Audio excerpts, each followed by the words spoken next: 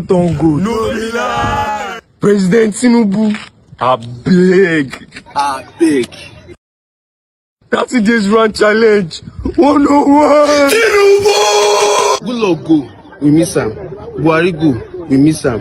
If Tinubu go, we miss him. Our own don't finish. I swear. If person won't buy data now, it go use like 15 minutes look options. That time, when I say Tinubu they shake. Now who they shake? Me and you. To buy crates of egg for this era will be like careless spending. With 300, if you buy mineral and egg grow. But now, 300 no if you buy egg, talk less of road. To chop single sausage shawarma now, person go dey do 2 weeks of planning. Country dey spoil dey go. One person dey one side dey shout, my father is the best president. Better shut up. Garri wey be poor man food, don't turn gold. No lie. President Tinubu, I beg, do something before something do us, I beg. Tinubu.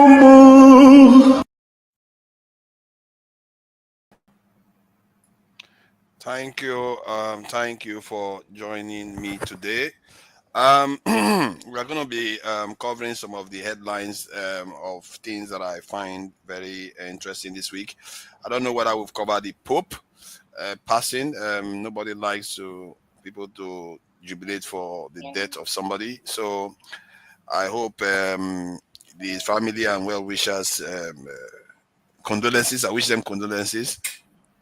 However, Father, we've discussed Pope was what we discussed all day. Better just keep it. Yeah, good. So I'm just wishing them their condolences at the moment. Regarding the campaign process that is going on in Nigeria, I think they've covered that too, if I'm not mistaken. Maybe we'll touch on it. No. That's where we are before you switch. It was only I think KJ and AY who have spoken about that. Every other person has not. Okay, so we'll address that point. We'll start from there then. Regarding the there's also the matter of state police being put on hold, but that is even besides the point. There's a lot of issues with the Nigeria security space right now, and I gather that the chief of police, I think Inspector General, says that they are going to withdraw police guards for VIPs, and that is going to be interesting. But from what I gather, they've said this before too, that they were going to do it, but they didn't actually follow through on it. They come up with all these things just to make people feel like they are doing something. Nothing has changed in reality. There is also the matter of IMF. IMF, Nigerian leaders, again, our central bank head, Cardoso, and others went to London. Obviously, they can't come to Nigeria. They went to London to talk to IMF, and they agreed that they are going to come and do something with the Nigerian economy. One thing I can assure you, whatever they are going to do, it's not going to move us anywhere. We've seen this dance over and over again. Nothing ever changes. And until we start learning that these things that our leaders are doing, it needs to stop. We can't keep... Nigerians have been conditioned to believe that their leaders travel overseas and it's okay. From my research, since 1960, no leader has traveled outside their country barely even 1 week, not to mention 2 weeks. The only one that did 2 weeks, he wasn't even the leader. He was the emperor of Japan that did 2 weeks. It's unusual. Trump hasn't even left his country once. The UK prime minister, if he leaves, 2 days he's back at most. Our leaders will go and they live there. Pobia, he spends more time overseas than in his country. It's only African. If you exclude African leaders, it's only us. Other leaders don't travel overseas the way we travel. It's unusual. And it's a security risk. It's what it is telling you is that they are not governing for you. Nigerians need to be told this thing so that they understand that whenever their governments and officials keep traveling overseas, they know they are going to sell them to the highest bidder when they go overseas. And to be fair, that's what Nigerians do. So let's leave it at that. So regarding this party decamping, Fathers, I also please can we find time to talk about Ibrahim Traore.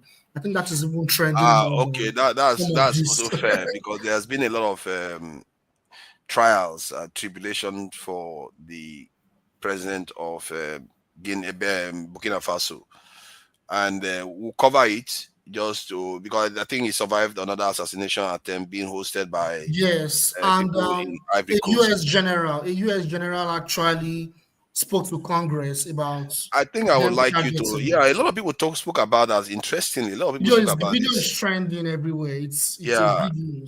and there was an African American guy that was in. I wouldn't call him guy, a man that was in Nigeria. He came from America and started living in, I think, Ekiti, one of the states in Nigeria. The village. He built a house there. This stuff is settling down in Nigeria.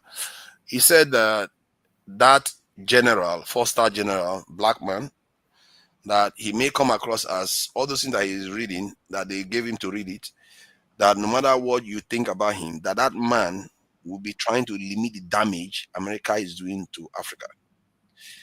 And this is one of the things I said before. The reason why Africa is still standing today may be because African Americans are in America there. Because if you want to, like even many Nigerians that are in America now too, can you imagine America want to attack Nigeria from America, and Nigerians feel like that is unfair? Those are Nigerians that are in the military there will cause a lot of problems.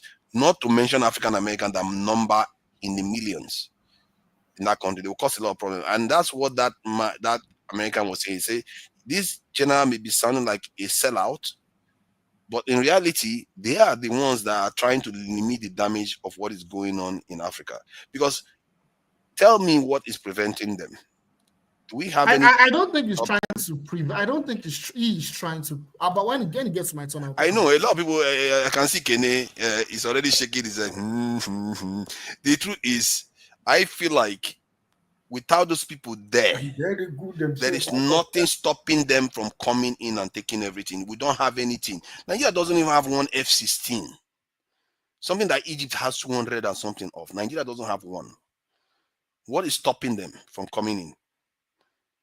That you have to ask yourself. I've asked myself this question. Can anybody answer the question? Is there anything we can do to stop them?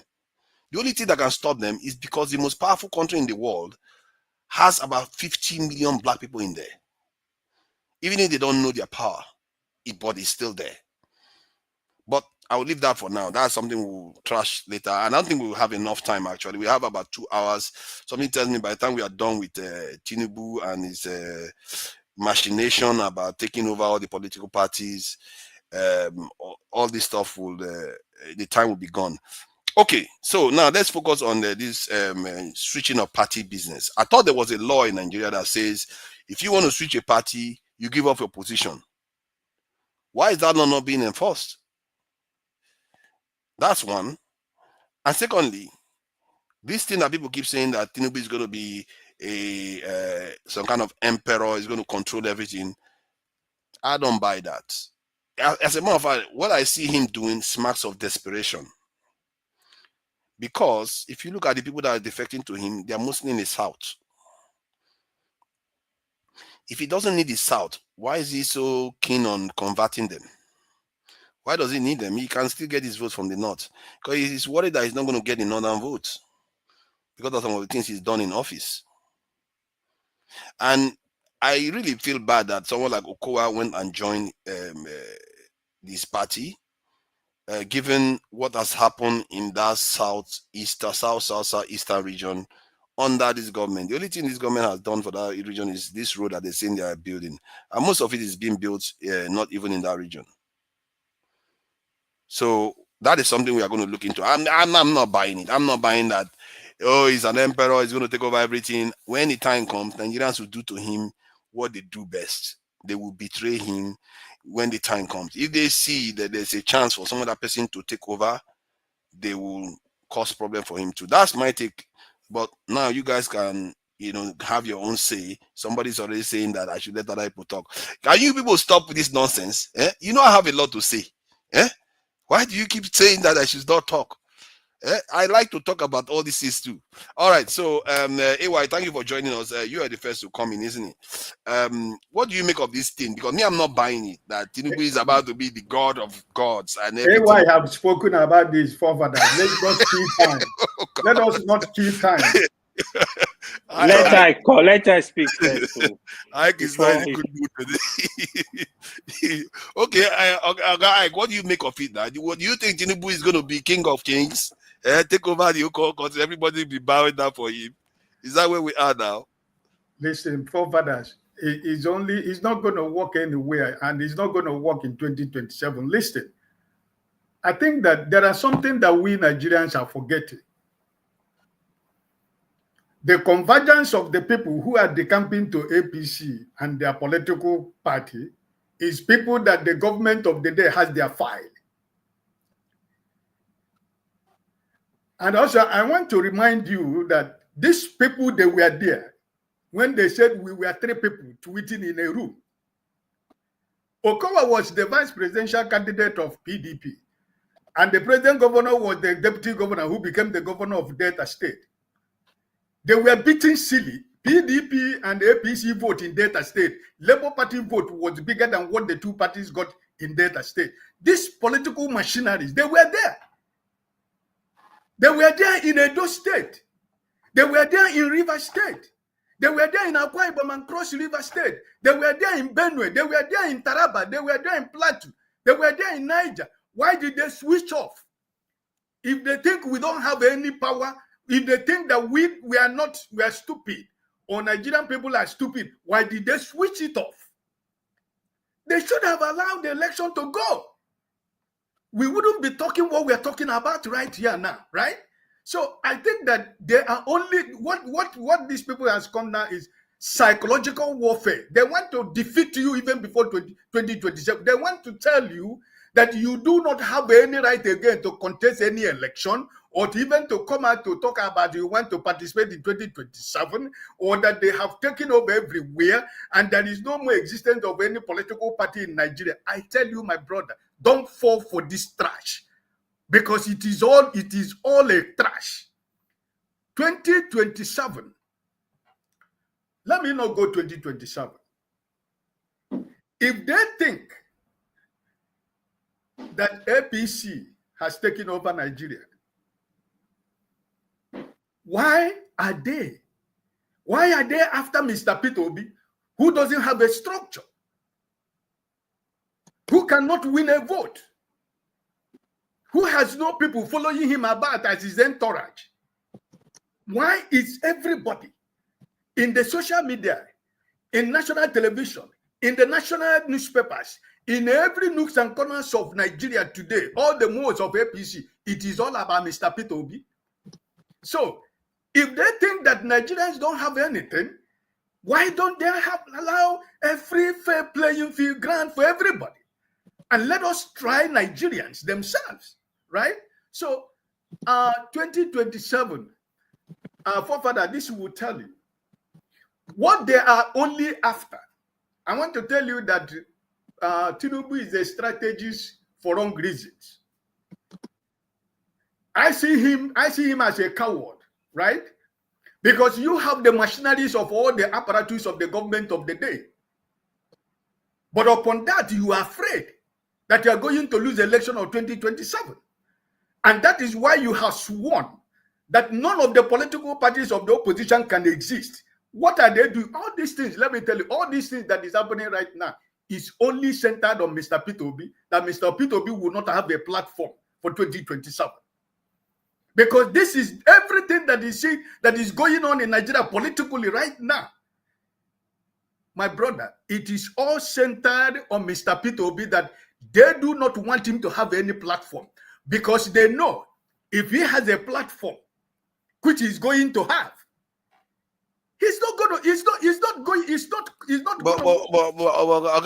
There's another dimension that is going on here, because it looks like the southern governors are the ones joining Tinubu at a rush right now. Well, Father, that's what I'm telling you. They were there in 2023. Yeah, but the question is that not going to make the Northerners feel a little bit more angry with the Tinubu, so that now when P2B goes and run, I'm just trying to think about the path for P2B to be able to defeat this lot. If P2B now emerges, I know for sure the Southeast, forget it. Tinubu is not going to win the Southeast, many South states.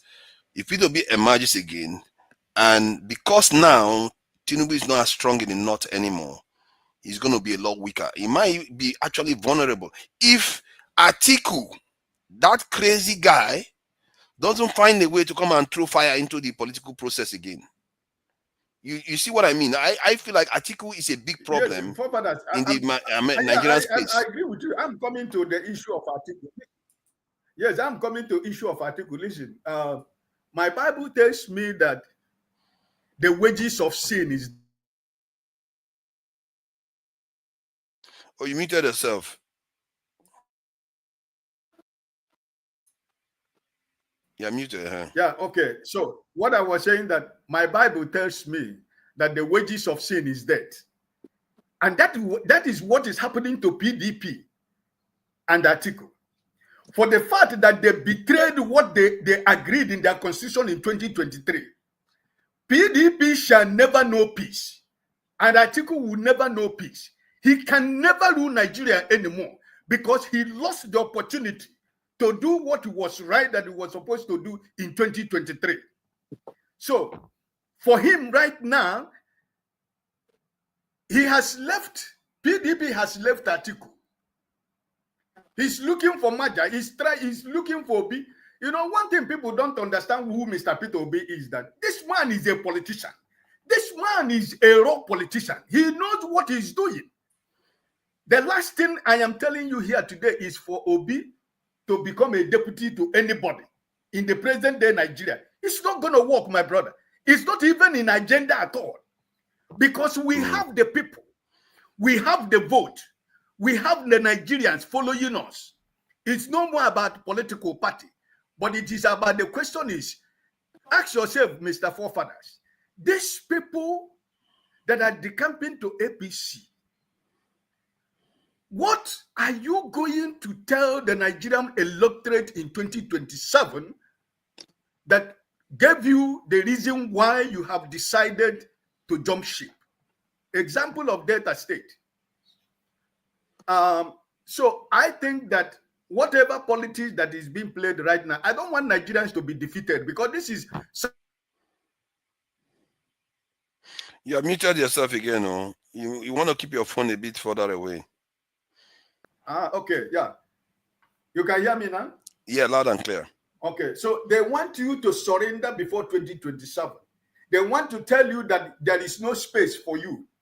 So all these governors that you see and members of the House of Representatives, you see that are jumping ship, is because they have their file. They will come to you and tell you. Okowa, for example, we know how much accusation, 1.3 trillion.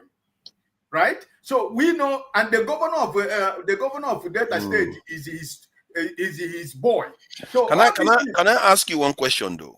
Yeah, because I see a correlation with something, events that occurred recently. Could it be after they saw what the president was able to do with River State, like trying to go after Fubara the way he did, the others, he put the fear of God in all of them. They started running in, because it looks like just after that event, that's when this rush started occurring to join APC. Remember, he went to France and stayed 2 weeks. And after 2 weeks, he flew to London for 1 week. That is where all these governors and all these people you see now, that did we know that Fubara went to meet Tinubu in London? It was after the meeting that we Nigerians knew that Fubara flew to London to meet your president. So this man knows that the North are after him,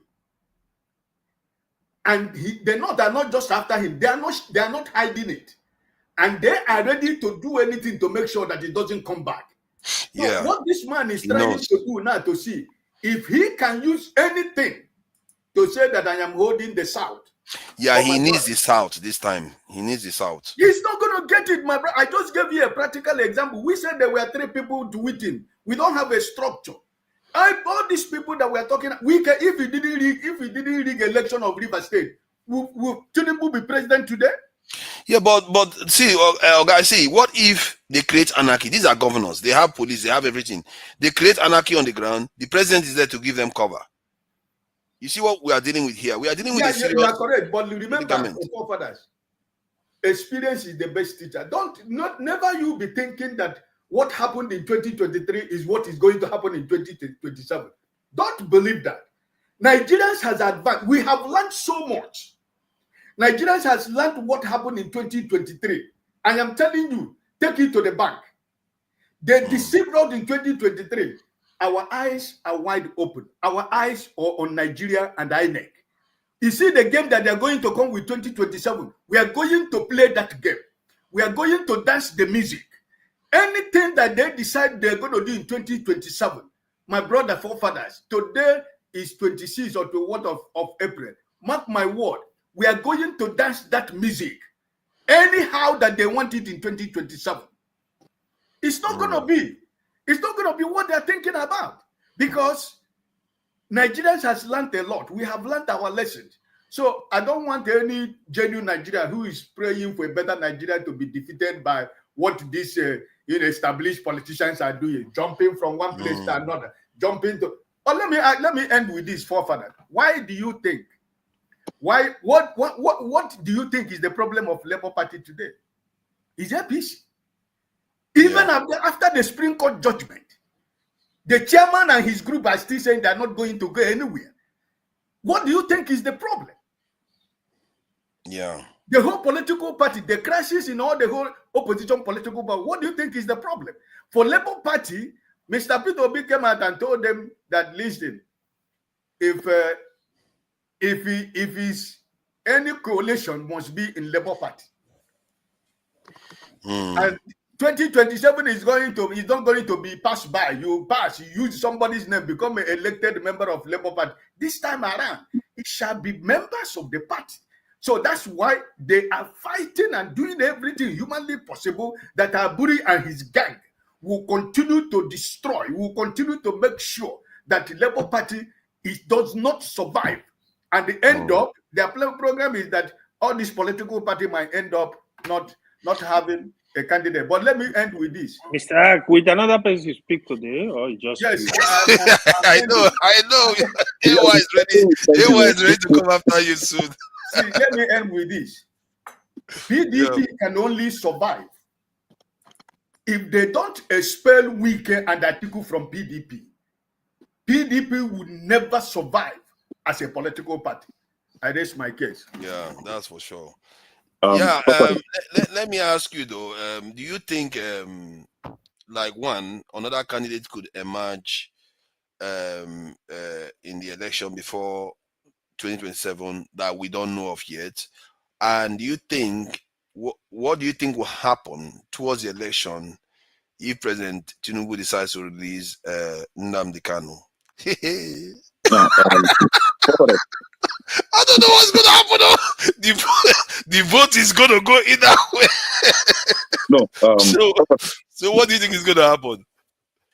Emergence of another candidate from a different political party, like a new political party. I don't see the possibility, because some of those political parties, I mean, the mega political parties per se, is already destroying itself. Then the smaller political parties are just as confused as Nigeria. And that is why you see them running helter-skelter, trying to cross-carpet to APC. For example, the SDP guy now, we all know that his political career has been crushed, Some of us here on this platform said that this guy is actually working for APC. He's working for those Why do you say his career has been crushed? Yeah, because now he can't even contest. He can't even emerge as a candidate from his party. Why? His party has been hijacked, right? By when whom? you have the likes of when you have the likes of those are APC, PDP strong men joining SDP. How do you think? And I've watched him grace one TV interview where he was asked if he was going to emerge as a candidate, and his response was that he is interested in making Nigeria habitable for Nigerians. So because of that, if there is a candidate from the party that they think that will do better or same as he planned to do for Nigeria, that he has nothing to hold against the person, he will simply support the person. So you see, when the politician begin to dance like this, then there is a possibility that he doesn't have that stronghold again. Now, we have somebody like, I watched one news where somebody was recommended for El Rufai to work with P2B, that it's only El Rufai that is capable of galvanizing votes from the north for P2B.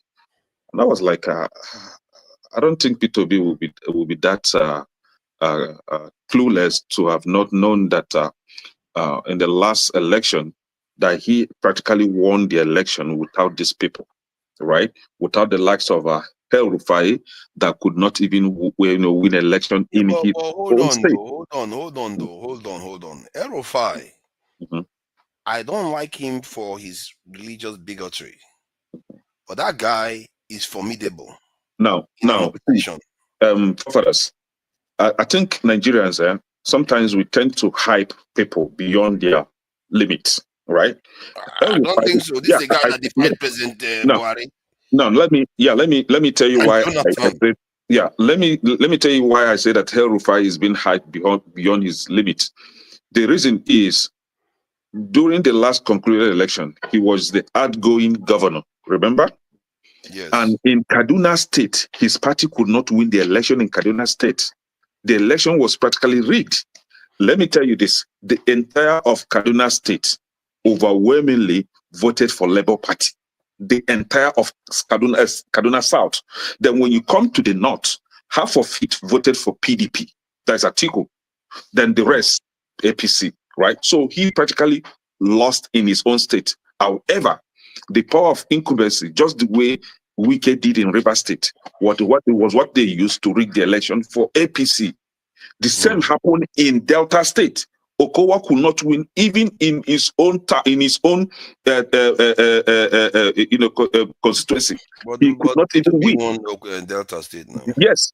Now, the thing is, you see these people, El Rufai, I think, is somewhat untouchable by the APC or by Tinubu, and that is why he could, come out and be talking against, saying stuff against Tinubu and his likes. But that guy seems to be untouchable by a lot of people. Yeah, by the likes of Okowa that have cross-carpeted to APC are those that raked their states dry, just like El Rufai. But Okowa is a nobody, so he can be treated like a nobody by Tinubu, and that is why the only way for him to still be relevant is to join APC. Now, we've seen where your man, I don't think he's your man, Showore, is hobnobbing with APC strongmen, right? Though somebody said that is an old video, but the fact is, this is the first time that I'm saying it. And he's hobnobbing with APC strongmen, hitmen. Some of us are not surprised with that, by seeing that kind of stuff, because this is the same person that will come and say, "Oh, that Peter is genuflecting on the altar of those criminal politicians," but he genuflected before no Rubadi, right? Now, see, politicians are what they are. These are the people you will never trust for a second. The only thing that is most important to them is their interest, their personal interest, not the interest of the people. My brother here, AY, was... hold on, before you go further. See, one, I did ask about what happens towards the election when Tinubu decides that, hey, my brothers in the East. Yeah, I'm coming to that. I want to use it to close. Is coming home. Exactly. I want to use that to close, right? Okay. My brother here, AY, said that if only Tinubu could address the issue of power, right? So that Nigeria might be going to, the right direction. And I'm telling him that Tinubu is not going to do that, because Tinubu stated that he's going to continue from where Buhari stopped. What did Buhari do? Buhari destroyed what was left for him in Nigeria. So when he left, Tinubu took over, promising that he was going to continue from where Buhari stopped. And he also added that he's going to he's going to lower the purchasing power of Nigerians. This is what he campaigned with. You guys heard him when he was doing that campaign, saying all those things, and you think he's going to do otherwise. Now, when he took over from Buhari, he simply continued to destroy Nigeria from where Buhari stopped. So those things that Buhari could not destroy is what Tinubu is busy destroying now. And also, fulfilling his campaign promise, which was that he's going to lower the purchasing power of Nigerians. Is it not what he just simply gave you guys? Now, Tinubu, some of you are saying that he's confused, that he's not going to win the election because the Southeast is going to vote against him, obviously, and even some of the South states. Then when it comes to the North, when it comes to the North, that the North are going to vote against him. He seems not to understand these people. When it comes to Southeast and South, I agree with you. They will never vote for Tinubu. That is for sure. Now, when it comes to Middle Belt, I will still agree with you. 50-50, Middle Belt will vote for him. Some will vote for him. Those that will vote for him are those that the governors are APC governors. Simply, they are going to rig the election, not that the people are going to vote for him. We've seen the governor of Benue State threatening P2B, doing like a Idoma APC rascal, right? Who's the Nasarawa State, for example, and we've seen the Niger State guy that we thought is a young guy that could do something better. His only interest is to go against guys with dreadlocks. Now, if the North, as you rightly said, are going to vote against him, yes, I'll agree with you. He's not going to win. But this is it. The politicians, like I rightly said, their primary interest, what is most important to them is their interest, their pocket, their portfolio. So they are going to galvanize even the people, even if the people vote against APC, they are going to rig it for APC. That is, if Tinubu agree with their terms moving forward, they are going to rig the election for APC again for the second time. Now, but this is it. This is my own analysis here now. The Middle Belt of today, they've known better, regardless of who their governor is. Like what happened in Anambra State, for example. Our governor, we know that she's a woman. We know that our governor is he talks too much and has nothing to offer. That is the Soludo. Even with all his campaign against P2B, Anambra people overwhelmingly voted for P2B, regardless of his position. And we had same replicate, happen in Abia State, right? All over Southeast entirely, right? And I think Middle Belt are going to do the same this time. Now, we're coming to the North. The Northern people now, they have come to an agreement or to realization that Tinubu is working against their interests. That I'm not even talking about the politicians. I'm talking about the people, those people that will queue up and vote. They have realized that their own political leaders and religious leaders are working against their interests. Example, something happened recently with my guy, VDM, a very dark man, when he made some statement against the Sultan of Sokoto, and one good-for-nothing idiot came out and was giving him ultimatum to apologize to Sultan of Sokoto. The Northern youth came out and said that, first and foremost, they don't know this guy. And secondly, who is Sultan of Sokoto? So they have beginning to challenge their religious leaders, their political leaders. Who is Sultan of Sokoto?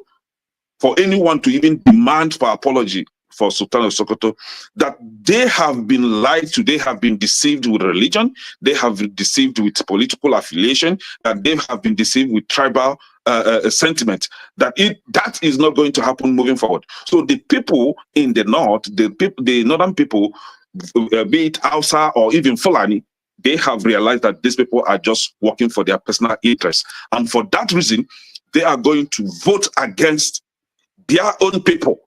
They are going to vote against Tinubu. They are going to vote for the betterment. I mean, if there is any word like that, for the good of I think Nigeria. it's a pattern Right? that Pololu said that Now, the Hausas in the north are so beginning I will urge P2B, distance I will themselves urge P2B to stay where he is. If anybody wants to work with him, they should come to him, right? He should stay where he is. There was one other question I wanted to ask you. This thing that you are saying that Erufai is not going to be useful, are you sure? Erufai, the people, hold on. Almost all the people Erufai has backed for presidency has gone on to win, including Buhari. He also backed Buhari to win, and he backed Tinubu to win. Now, two different things. Yeah, two different things. And in the campaign, he stood out. And we're not talking about somebody that just was on the side. He stood out as a major figure in the campaign itself. No, so that is what we're dealing with here. You know, APC thrive with rascality, right? They thrive with rigging of election. So somebody like El Rufai, that you say that was this, was all over during the election. He was simply doing what APC are known for, which is attacks, which is trying to create chaos where there should be none. Have you forgotten that during the election, he was the one telling his people that P2B is evil, P2B is going to work against the interests of their people. The same person that called P2B all manner of dirty names. But the question is, I don't remember him saying that. No, he didn't. Yeah, those candidates he supported, Buhari and Tinubu, did they actually win the election? That is the question. Or was the election rigged? Look at it from the context that the people he backs, he's willing to do the Agbero work. Yeah, he backs criminals. He backs criminals. He backs people that are willing and the people that are ready and the people that he know that are going to rig the election. That is the only people, because, like I said, his primary interest, the most important thing for him is his interest, which is his portfolio, making him a minister. But this time, it failed him. So he couldn't get when he supported Buhari, he became the governor. Have you forgotten? Now that and his son, he used that opportunity to fix his son in the House of Senate or where. Now you're making it sound as if it has to be selfless. It doesn't have to be selfless. He gained. He delivered. You see, this man. If somebody does something joins his side, and he's a general. Let's say you're in the military, you're a general. Sorry, now let me finish. If you are the general in anything you're doing, you are one of the top people that fought that war and won it. In the case of Buhari, Buhari rewarded him, but Tinubu didn't. And one of the areas he is very passionate about is security. And the fact that they didn't let him do what he wanted to do in security, that should tell you something that why he's not part of the government. But that's it. Carry on. In a war, right? If a general wins, he's going to be rewarded. He's going to be promoted as being a general. But political campaign or election activities shouldn't be a war zone, right? So he trying to rig the election, or he rigging the election for his paymaster in order to be rewarded, doesn't make him a hero, right? So it doesn't make him a better person. The only thing that he makes him is being a rascal that we all know that he is. Hold on. See, this is not the same. I'm not saying he rigged the election. I'm saying, because I don't think he had the election. He lost the election. You forgot. You are saying, okay, you said he rigged the election and APC won. In the state, in his own state in Kaduna. But if you look at everywhere else, his contribution is not by state, it's nationally. Like when Buhari did the money issue where he said that he ruled a certain thing. This guy was the one that went and opposed it. Not even Lagos people opposed Buhari or Southwesterners. Erufai was the one that came out openly and opposed Buhari. Was it Buhari or LMF? I don't know. The central bank. Yeah, MFLA. I think Electoral was going to do it. And he calls himself an Igbo man. He's slaughtering the MFLA. What is that? What kind of attitude is that? No. So, but the point is that this guy came out openly. He's brazen. He's the one that during the attack is against the central central bank governor, not against Buhari actually, because Buhari, as far as I know, as far as I'm concerned, Buhari was confused. Buhari doesn't even know what was going on. He doesn't even know what was going on. Then how do you explain the one he did against Jonathan when he said they will form a parallel government? Thank you. Man, if this guy was on the side of P2P, hold on now. That's why I'm telling you, if this guy was on the side of P2P, do you think they will outrig P2P? He will fight to the end. Now, see, you know me, I like strong men. I like men that has this behavior of I no grief, right? Yeah. So I like that kind of strong, attitude, right? But when it comes to El-Rufai, for example, right, I see somebody that is very mean, somebody that doesn't have respect for life, somebody that his major concern, his only concern is what he gains or what he profits from such, from any venture. Him like that too. Why do you say that? Because in Kaduna State, have you forgotten what he said against the Christians in Kaduna State? There is more than 30 minutes. Yeah, he told them. He said he gathered his people and said, he gathered his people and said that they will continue to remain in power, provided he is alive. They will continue to use all manner of lies and deception. Have you forgotten that we treated that topic on this platform? To stay in power, regardless that no other religion than Islam is going to stay in power in Kaduna State so far he's alive. He stated that. So this kind of person, he treated it in this platform. He said something similar, but not to that extent. Yeah, something similar, right? So he said it in Hausa that we even had to kind of interpret what he said was that he said in a patronizing way that we Muslims know how to govern. We are going to do the right thing. Now, is he the governor? He said that they're going to favor more Muslims. I don't like him for that. Thank you. Father, move this discussion now. He doesn't care for life. He does care for life. This man is the one that first said they need to kill the bandits. They need to kill terrorists in the north. He's the one that comes out openly. Can you imagine a southeastern politician saying they should kill IPOP people? No, El-Rufai stated that he was paying the bandit or the terrorists to stop killing. And we all know what he meant by that. How could you, as a state governor, using taxpayers' money to pay bandits? What he was simply doing was to lobby bandits so that they will continue killing. Now, if we should go by his claim, if you should go by his claim that he is paying them in order to stop killing, did they stop killing, or was the killing intensified each time he pays them?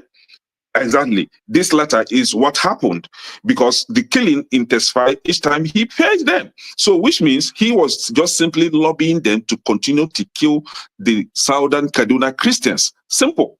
And they are not only killing them, kill and occupy their place and change the name of that locality. Let me share some of the antics of this guy. This guy is a no-nonsense kind of person when it comes to security.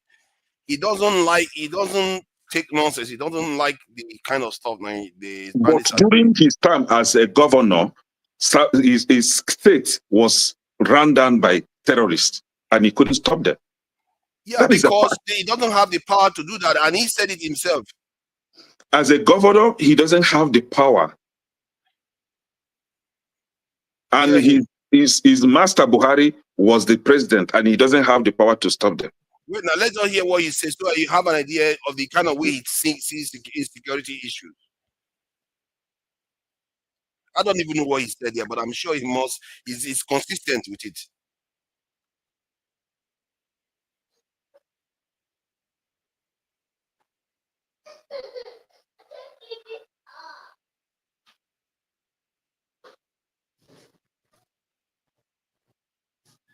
Are you trying to play a video? Is he not playing? Oh, I'm busy watching it. You guys are not. I was watching it. You guys were not watching it. Sorry about that. My apologies. So you may want to start from where you want us to hear. I don't know. I just played it. You see, the reason why I'm playing is I know he's consistent when it comes to security. As a matter of fact, he's the most hawkish person in Nigeria when it comes to security. National security. He cares deeply about that. I don't know why, but he just cares deeply about it. Let me just hear. One was foiled completely, and the other one, I would say, was foiled because none of the students were kidnapped. So we felt we need to bring all the stakeholders together to lay out our strategy and also to get input from them. Maybe there is something we're missing. And in addition, security is the collective duty of everyone. And for security to be effective, there must be advocacy at the lowest community level. So we brought community leaders, civil society organizations, and everyone, along with the security agencies, to rub minds and see whether there is something we can do better or something that we are doing that is wrong so that we reverse and generally find better ways to improve security in the state. And it has been very, very enriching. We've got many insightful suggestions. That's the one. And when you were saying that he doesn't care about life, he's one of those people that doesn't care whether he's in a knot or not. He says mean things about bandits. I am not going to judge you by what you just said before the camera. I'm going to judge you from, with what you delivered, what you did as a governor. So I'm judging El-Rufai using what he did as a governor or what he said during his time as a governor. See, this guy that you're seeing now, this El-Rufai, is the most dangerous guy from the north. When it comes I know, but that's my point. If he's back into the it's not a good thing. What is happening to him right now is that this guy is traumatized because of that ministerial snub that he encountered. So he's just losing political focus. He's just everywhere, jumping from pillar to pole. And if I were hello guys, I think you guys are just running around the same place. If I were this politician, like Tinubu or P2B, I would just let him. I think you made the point. I think that's why I had to join, because you guys I'm were. even surprised. It's okay. You be man now. Let's move on from Guinea and go to Tony. You see, Tony is a gentleman. He doesn't say anything. Don't worry. He's going to change very soon. He's going to start yapping everybody else. No. Seriously, this for me, the only threat from the north to Tinubu is El-Rufai. I think so too. To an extent, it's a big problem. The question is, what are his motives? He's a very cunning guy. He's a very smart guy. I don't think anybody had questioned that. The question is, what does El-Rufai want, really? Many times I've thought about this. I'm wondering if El-Rufai is actually a mole. Whether, is this like are these guys playing us? It's possible. Because if you look at the Showore and Ribadu, and I talked about Showore. When I talk about Showore, some people will start crying about Showore, that I hate Showore and all that. I said, look, everybody can see through Showore. It's like that Prince Adebayo. Like, can't you see that he's a Tinubu's agent in SDP? Tinubu was going to collapse his structure and move to SDP. He would have given Tinubu the platform to contest. And people are talking about the guy as if he's a serious politician. He's not a serious politician. But, for me, if you look at El-Rufai, many times I'm wondering, why would Tinubu shoot himself in the foot? Even if, I agree with you that Atiku won Kaduna, and all that. But I don't think the core northern people, they have respect for El-Rufai. And he's someone that can sell someone like Obi, who is an Igbo Christian. I'm telling you, if El-Rufai and if he decides, it's almost impossible to market a Christian Igbo man to the the northwest, the core north. The only person that can do such a job. Leave it at that. Let's allow Tony to finish his turn before we start insulting him. What do you say? You that better out there as I didn't insult anybody. No. Tony hasn't said anything now. Tony is a very, very it's a very, very respectable. No, but let me finish my point. I think he has finished now. He's made his point now. He's just started now. You spoke so long that you couldn't countenance even talking on whether if Tinubu release Peter Obi, whether you're going to vote for Tinubu. Let me finish now. Look at this. You don't let me moderate. I'm saying that Kene, for one, didn't answer the question I asked him about Tinubu releasing Nnamdi Kanu. What is going to do? Yeah, that was what I was trying to close it. He didn't get there. He didn't get there because you couldn't get there. It's too far for you to go. Yeah, because this is my jurisdiction. This is my department. I should be allowed to say something about this. But he didn't answer him for more than 20 minutes. I was trying to close with it, and everyone said I was talking too much. See, for 20 minutes. Yeah, No, okay. 30 seconds. I will finish. 30 seconds. I will close. No, we are going to come back to you on that so that you can actually flesh it out. Let's allow Tony to talk. We have to give Tony his time. Tony has been very so give Odi your time. Let him finish, then you continue. You do your own. Odi will have his time. Welcome, Tony. I really appreciate your patience. You can see we are a little bit rough here, but the point is I like to ask questions so that people can flesh their own ideas out in the way they perceive the trends. So we are talking about the flood gates opening where the Southern Governor Assembly jump inside the APC like some kind of salvation ark that they are all facing doom somehow. Could it be peradventure that Tinubu decided to declare a state of emergency, went after this Sim Fubara the way he did, that scared all of them and said, yeah, this guy, if he's going to be able to do this to Fubara like this, what is he going to do to us if we don't give him what he wants? Could it be that that's what's scaring them? Because it appears to be coincidental that just after that event, all of them started jumping ship into APC. Do you think it's linked? Yeah, first of all, let me start by greeting everybody. Forefathers, I greet you.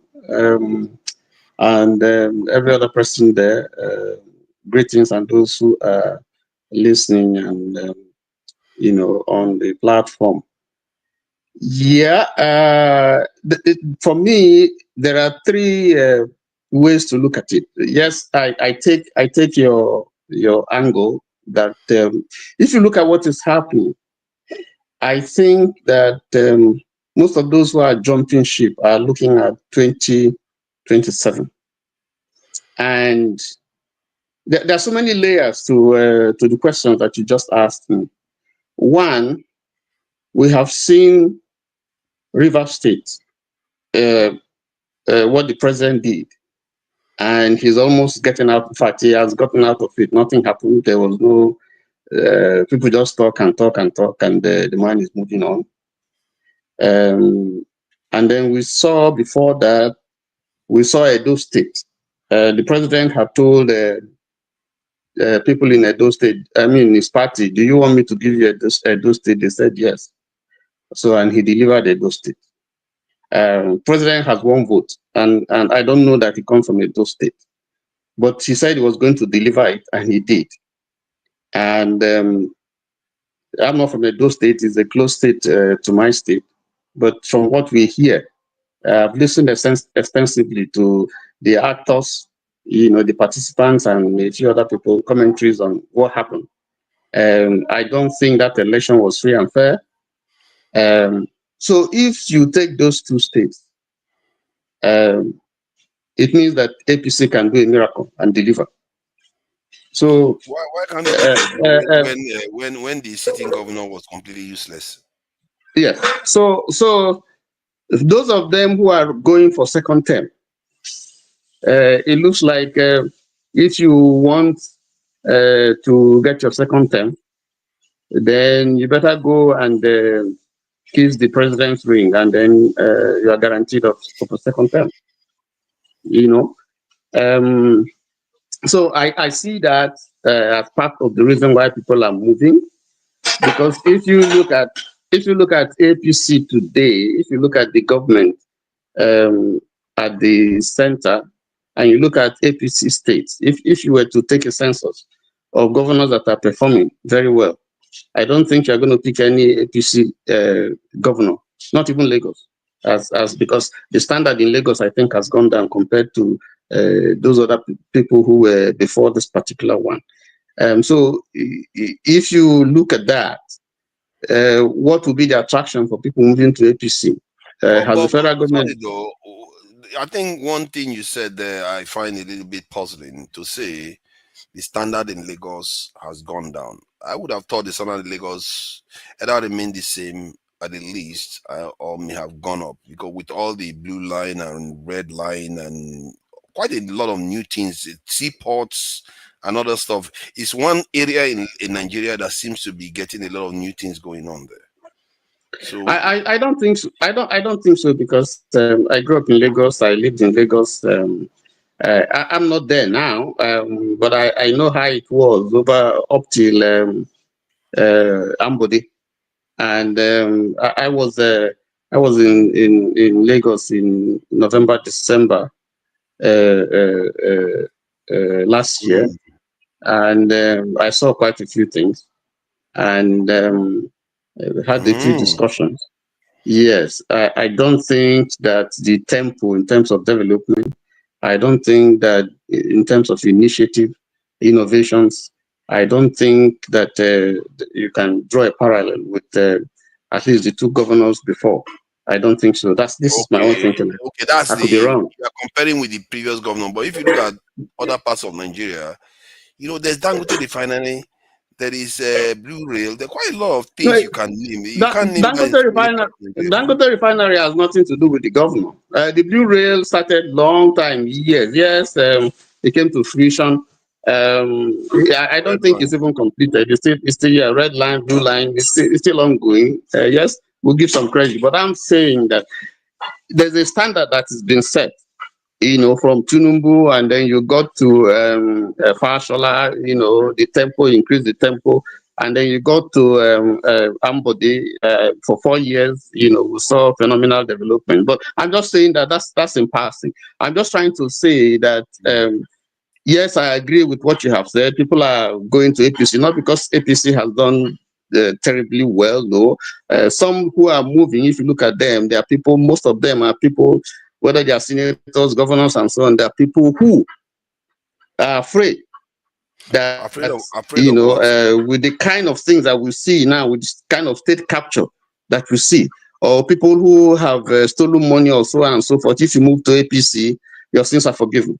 If you are running for a second term, whether as a senator or a member of House of Assembly, you don't see a correlation with the events in River State. No, I think it's the same thing that is repeating itself, that we now have an almighty president who can do and undo, and he just goes unchecked.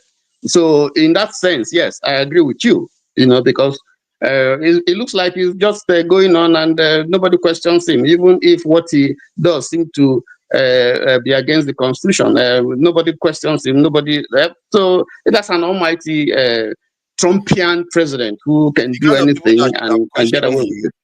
The pattern, I think somebody said this even during the time of the election, and I have to say, a few people have said this on this platform when they were saying that they've captured the judiciary, and because they captured the judiciary, they ensured their place in office.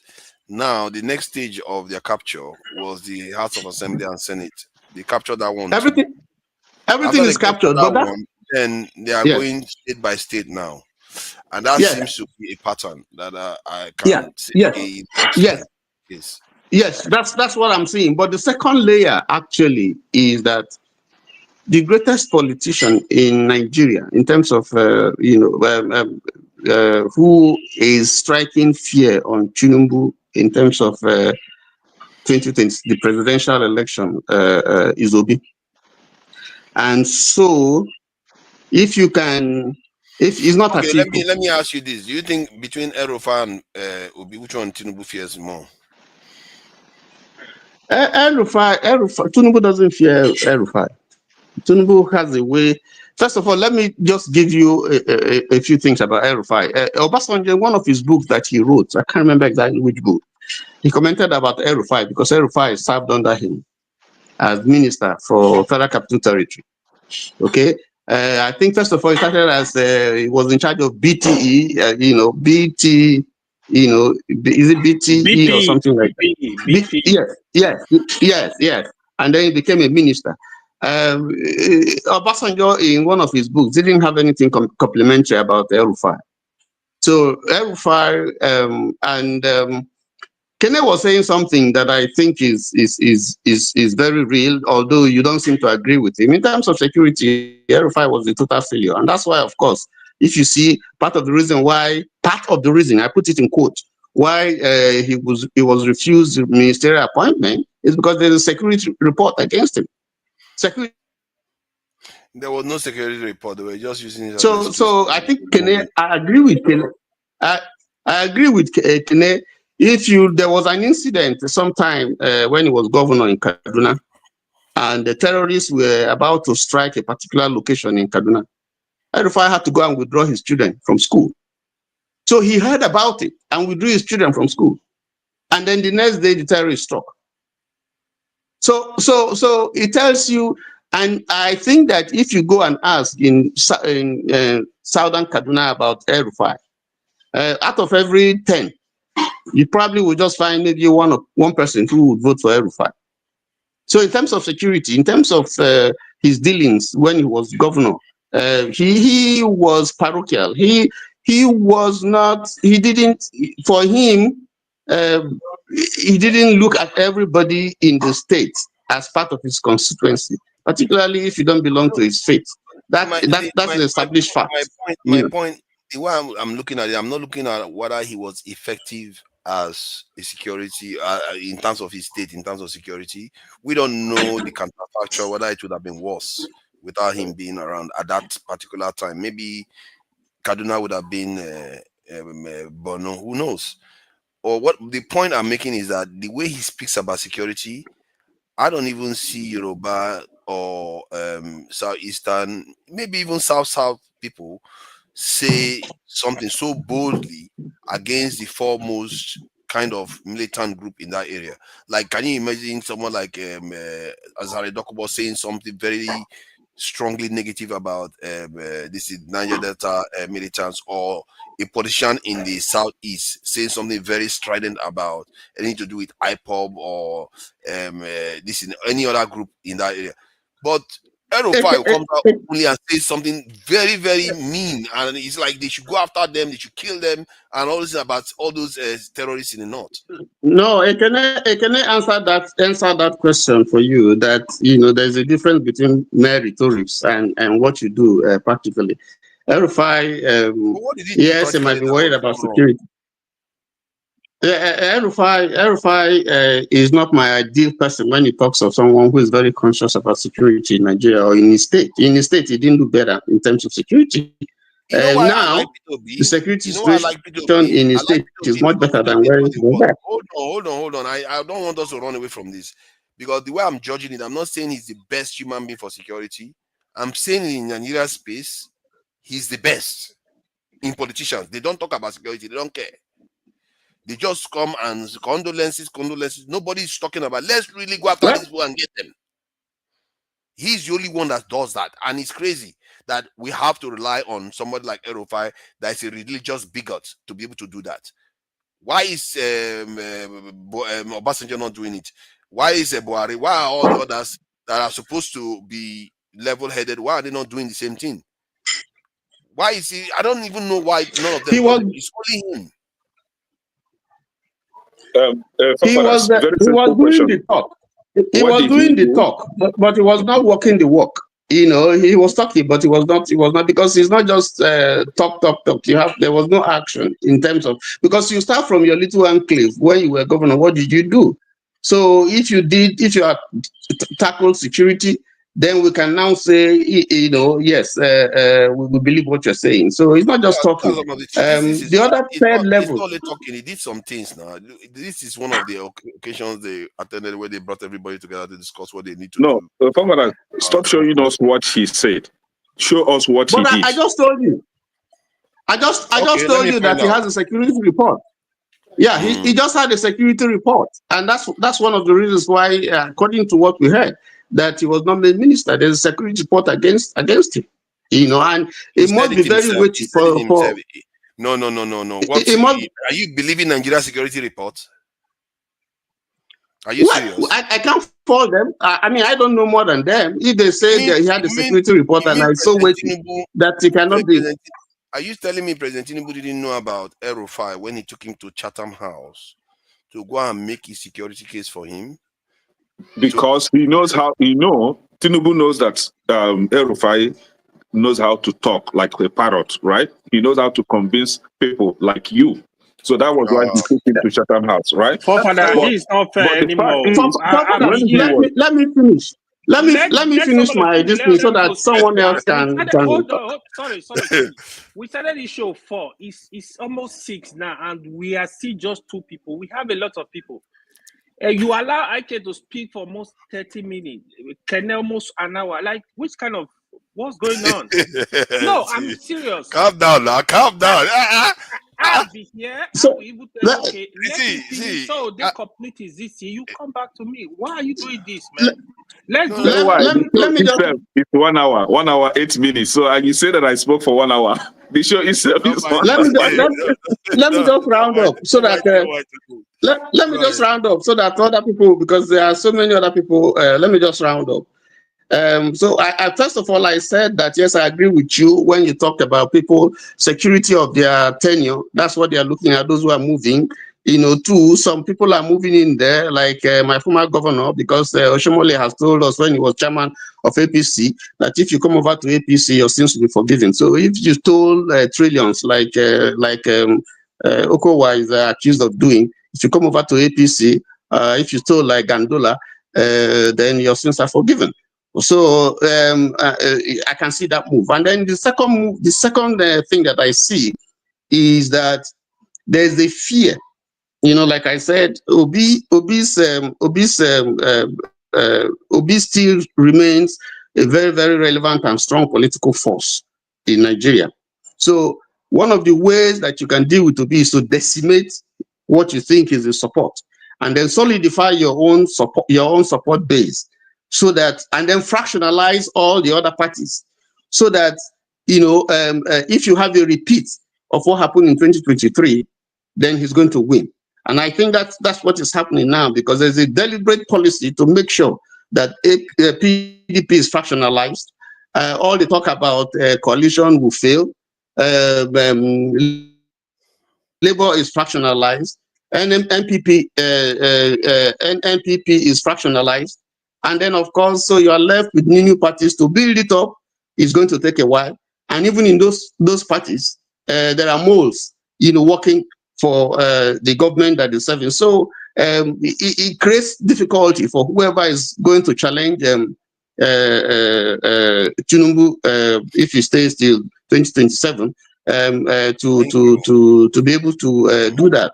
And then overall, when you have captured the judiciary, captured the press, captured the House of Assembly, captured INEC, and so on and so forth, and you have the financial muscle, to spread around. It's going to be difficult for opposition to come up with any strategy to unseat the incumbent. And even then, there is a power of incumbency. Yeah, but that's what I think is their thinking. Yes, that's what I think is their thinking. But those other people are strategizing as well, and they are losing sleep over the opposition, particularly Obi. That's what is happening. They are losing sleep, because everybody is being intimidated, bribed, begged, to come back to APC, and so on and so forth. So we'll see what happens. Don't you think that maybe, I think it's more of a rhetorical question now, because others have to come in. I'm sorry. That it may have more to do with the fact that Tinubu won 36% of the vote the first time round, and he knows he has a lot of ground to make up if he's going to stand a chance. Because if he leaves that coalition still standing, he doesn't have a chance, especially if they decide to come together. Maybe that too is also informing his paranoia about why he feels he needs to really destroy all the opposition party. Because let's face it, this was a trend even before Buhari left office. I remember Governor Ayade of Cross River or something crossed carpet and joined APC even before the last. So the trend was already going on even before Tinubu came to office. The point I was trying to add was that could it be this Fubara incident put the fear of God in them. Who is next? So that they can answer it. I think it's hey God. If I don't call AY now, AY will start No, fighting. you can let today finish. You No, started let already. Oti I will finish wait for now. Ode. After Ode, I will Odi, go. okay, Odi. Odi, Odi. welcome. Thank you for joining us. And now that the time is compressed, I'm going to see what I can try to avoid man of prestige. But it's all right. It is what it is. We will try to get to Paul and get to Dexter. So, Odi, what do you make of this incident? I really think me and you share similar opinion about Aerofy to an extent, because I've seen this guy do things that defy logic in Nigeria, and he's still standing. So do you think it will make a good ally in terms of power to check all these vote riggers against Peter Obi? Yeah, well, thank you. It's kind of my second missionary journey. I had to jump in to break that cycle, initially. But anyway, yeah. I agree with you in some parts.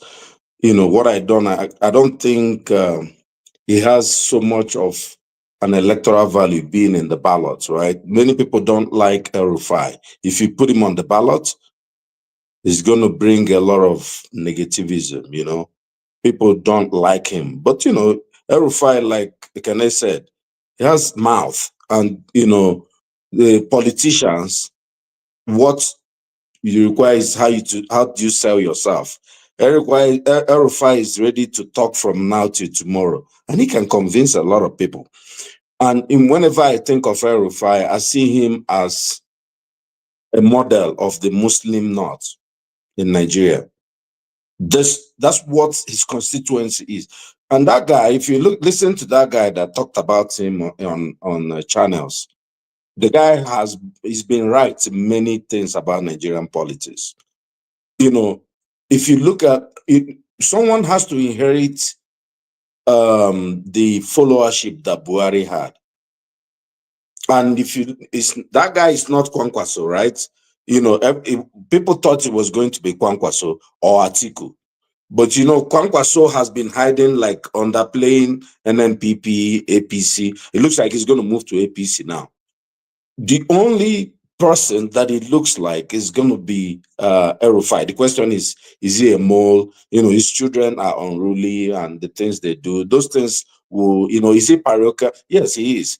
But does he speak strongly in a convincing manner? When El-Rufai talks, sometimes if you don't remind yourself of his antecedents, you start being convinced about what he's saying. It's powerful. You say, in America, you say he has oratory prowess, or like he's a good speech, and those things affect people, right? But I think going back to what especially Delta State was simply about Okowa, right? Okowa has been harassed by Tinubu about all the money he stole. The people there, the governor, I'm sure ESCC have shown him his dossier. And if you remember, there's another leg to this. Just before this announcement was made, PDP governors met, and they said there was not going to be any coalition. I think the whole target is about Atiku for PDP, because the idea is, Atiku is looking for a platform, right? He's been disengaged. Now he's trying to look for an SPV to use for his presidential whatever. Like there's no party that Atiku has now, right? So what they did simply is to pull the rug out of his feet. All the governors, there's not going to be any, because if But what do you Atiku mean comes Atiku again, doesn't have a party? If anyone doesn't have party, it's a plan by Wiki. Atiku has PDP. no, that's what I'm saying. They are trying to dismantle PDP. Of course, Atiku has the PDP. They know that come the convention next year, Atiku is going to win again. So the idea is to just destroy PDP, and he has no car to drive. They're going to remove the battery, which is the governor. Well, Atiku, look, we know the 6 million votes Atiku had last in 2023 was by PDP governors rigging those states for him. Many of those states, that's how, imagine Atiku getting all the votes he got in Osun State. Is that how they love him so much? So the idea of what Tinubu has done smartly, or if I think it's the PDP governors who have made the decision to say, look, we don't want this guy to come and capture us. And or your state governor is Makinde. He's involved in all this. He's part of the G5 governors. He's Wike's friend. So the idea is, let's dismantle this party. Come and see what you use for election. Then the other leg is, one thing that we are not seeing. Of course, Tinubu is trying to capture the South because he knows there's a problem with the North. Obviously there's a problem with the North. The North can forgive their brother if their brother decimates them, with poverty, with crime, with security problems. They're forgiving Buhari. It's not that they like what he did, but they can't forgive a Southerner for what is going on in the North. People are more aware, and the North is a more difficult place to control unless you capture their leaders. And El-Rufai is one of them. So I think part of the idea is let's capture the governors in the North or in the South, and then let's see what Atiku can, let's see what the other people have. At least let's be able to block Obi out of the whole game. Most people who are free-minded know that Obi won that election. Maybe I don't think he got the two-third majority of states. Can you answer the question then, though? Let me land. Okay. I think if you look at the popular votes, most likely he got the popular votes in the last election. I think most people who calculate elections will know this. The whole idea is let's get these governors and let's see where his votes will come from. Of course, there were 3 people in the last election, 3 main guys, where you can include Sowore also, right, with his 12,000 votes. Okay, let me add this now. So towards the election, let's say it's a month before the election, or let's say 2 months before the election, President Tinubu says, hey, my brothers in the East, I hear your voices. I've heard your concerns. Today, Nnamdi Kanu is going to come free. He's not my best friend. And Nnamdi Kanu comes out and says, Jagabad all the way. What do you think is going to happen? Is that not going to be a problem for P2B? No, this is a very good question that you asked. And, trust me, there was a podcast that David Hundeyin did with Emir Saddam. I think people should go and watch that podcast. There was this op-ed that was written by one American billionaire about this, essentially about Christian and the Muslim North. I can give you, I'll see if I can find the link. I'll send it to you. That was very striking. This someone who has Donald Trump's ear. What they said essentially, or the summary, is that he was trying to convince Rubio to support the Christian South to find Biafra, which didn't make any sense if you look at the whole thing, because the idea of secession in the Southeast has nothing to do so much with what is going on in the Middle Belt. But watch this space. Why am I saying this? I think Nnamdi Kanu will be released. Everybody will have their own interest. America has their own interest. That's why I'm trying to bring that Nnamdi Kanu issue. Tinubu has his own interest. But if the question you're having in mind is that somebody in Enugu will go and vote for Tinubu because Nnamdi Kanu said that, then you don't understand the people, the Igbo people. That's a failure of understanding. We have never had kings before. Anybody you see there's a king in Igbo land, except maybe the guy is closer to the Niger River, it's a warrant chief, essentially a sellout. We have no kings. There's nothing like that. Yes, Nnamdi Kanu, is he the most powerful voice in the East? Absolutely. But not when he comes to say Tinubu is the man to vote for. No. How many percent do you think he's going to peel Hold off? on. What he can do, can he, upturn the whole election? Yes. What Nnamdi Kanu can do is to come out and say no voting in the Southeast. and then nobody will vote.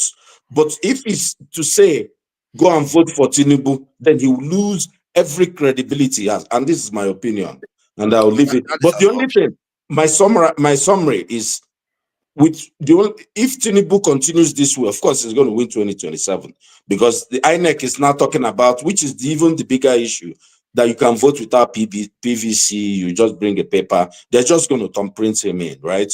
You know, if you know how the PVC works and the bimodal verification, BVAS and all that, if you know how it works, you know that if they find a way to bring people to vote without PVC, the election is already over. The only way that the Tinubu is not 2027 president is if the Nigerians decide that enough is enough at some point between now and 2027 and take down the system. Maybe with some outside help, which is not impossible, but I'll just leave it at this. Please, forefathers. Touch about Obi of Onitsha. I don't understand. You say you guys don't have king. Let's leave that for now. I know. I said the kings that are from around the Niger River. I talked about the people around the Niger River. They have kings. I know we don't have a lot of time, but can we talk about Burkina Faso? It's a big trending story. It's a bit of a shame. It's not important than this. I'm sorry. That are coming. Look at you asked me a question about calm down. Calm down. And Tinubu, right? And I was unable to answer it. Hold on, Kene, please. Hold on, Kene. Yeah, calm down, Kene. Backstage, and a lot of people want to talk about this issue of it's a potential weapon President Tinubu has got, as Nnamdi Kanu is still there. He could use it as a political gambit to destabilize the Southeast so that he gains advantage over P2B. That's something. That's why I'm asking. We have to start thinking about this. Forefathers, I think Odi has answered you, but if I may add something a little bit, this is what I will add, right? When it comes to Southeast, yes, it is true that Nnamdi Kanu has a strong hold in Southeast when it comes to political, decisions, right, of the people. But and this is only when it is something that will favor the people. If it is not what is favorable to the people, nobody's going to listen to Nnamdi Kanu. I bet you on this. And again, Nnamdi Kanu will not be that lousy to make himself a laughingstock in the Southeast, because I don't think he will ever say such a thing. This is somebody that during Buhari's first term, Someone said that much now, no election. Hold on. You're talking about encouraging our people to vote for. But he could also say no election. It's the same thing. If he says no election, he will damage these prospects. Exactly. Okay, see. During even when he said no election, our people still came out and voted for their candidate of choice, right? Now, when what they call him during Buhari's first time, Nnamdi Kanu was telling you Nigerians that Tinubu is going to come and become your president, and he will become your president for the first time and even go for the second time. Now, the same Nnamdi Kanu wouldn't come out and be telling you to vote for somebody that he knows has no credibility. See, if Tinubu wants to release Nnamdi Kanu based on the fact that he's hopeful that Nnamdi Kanu is going to support him, then he better not release him. Simple. My thinking, nobody's taking him. Nobody. Let's talk about something else.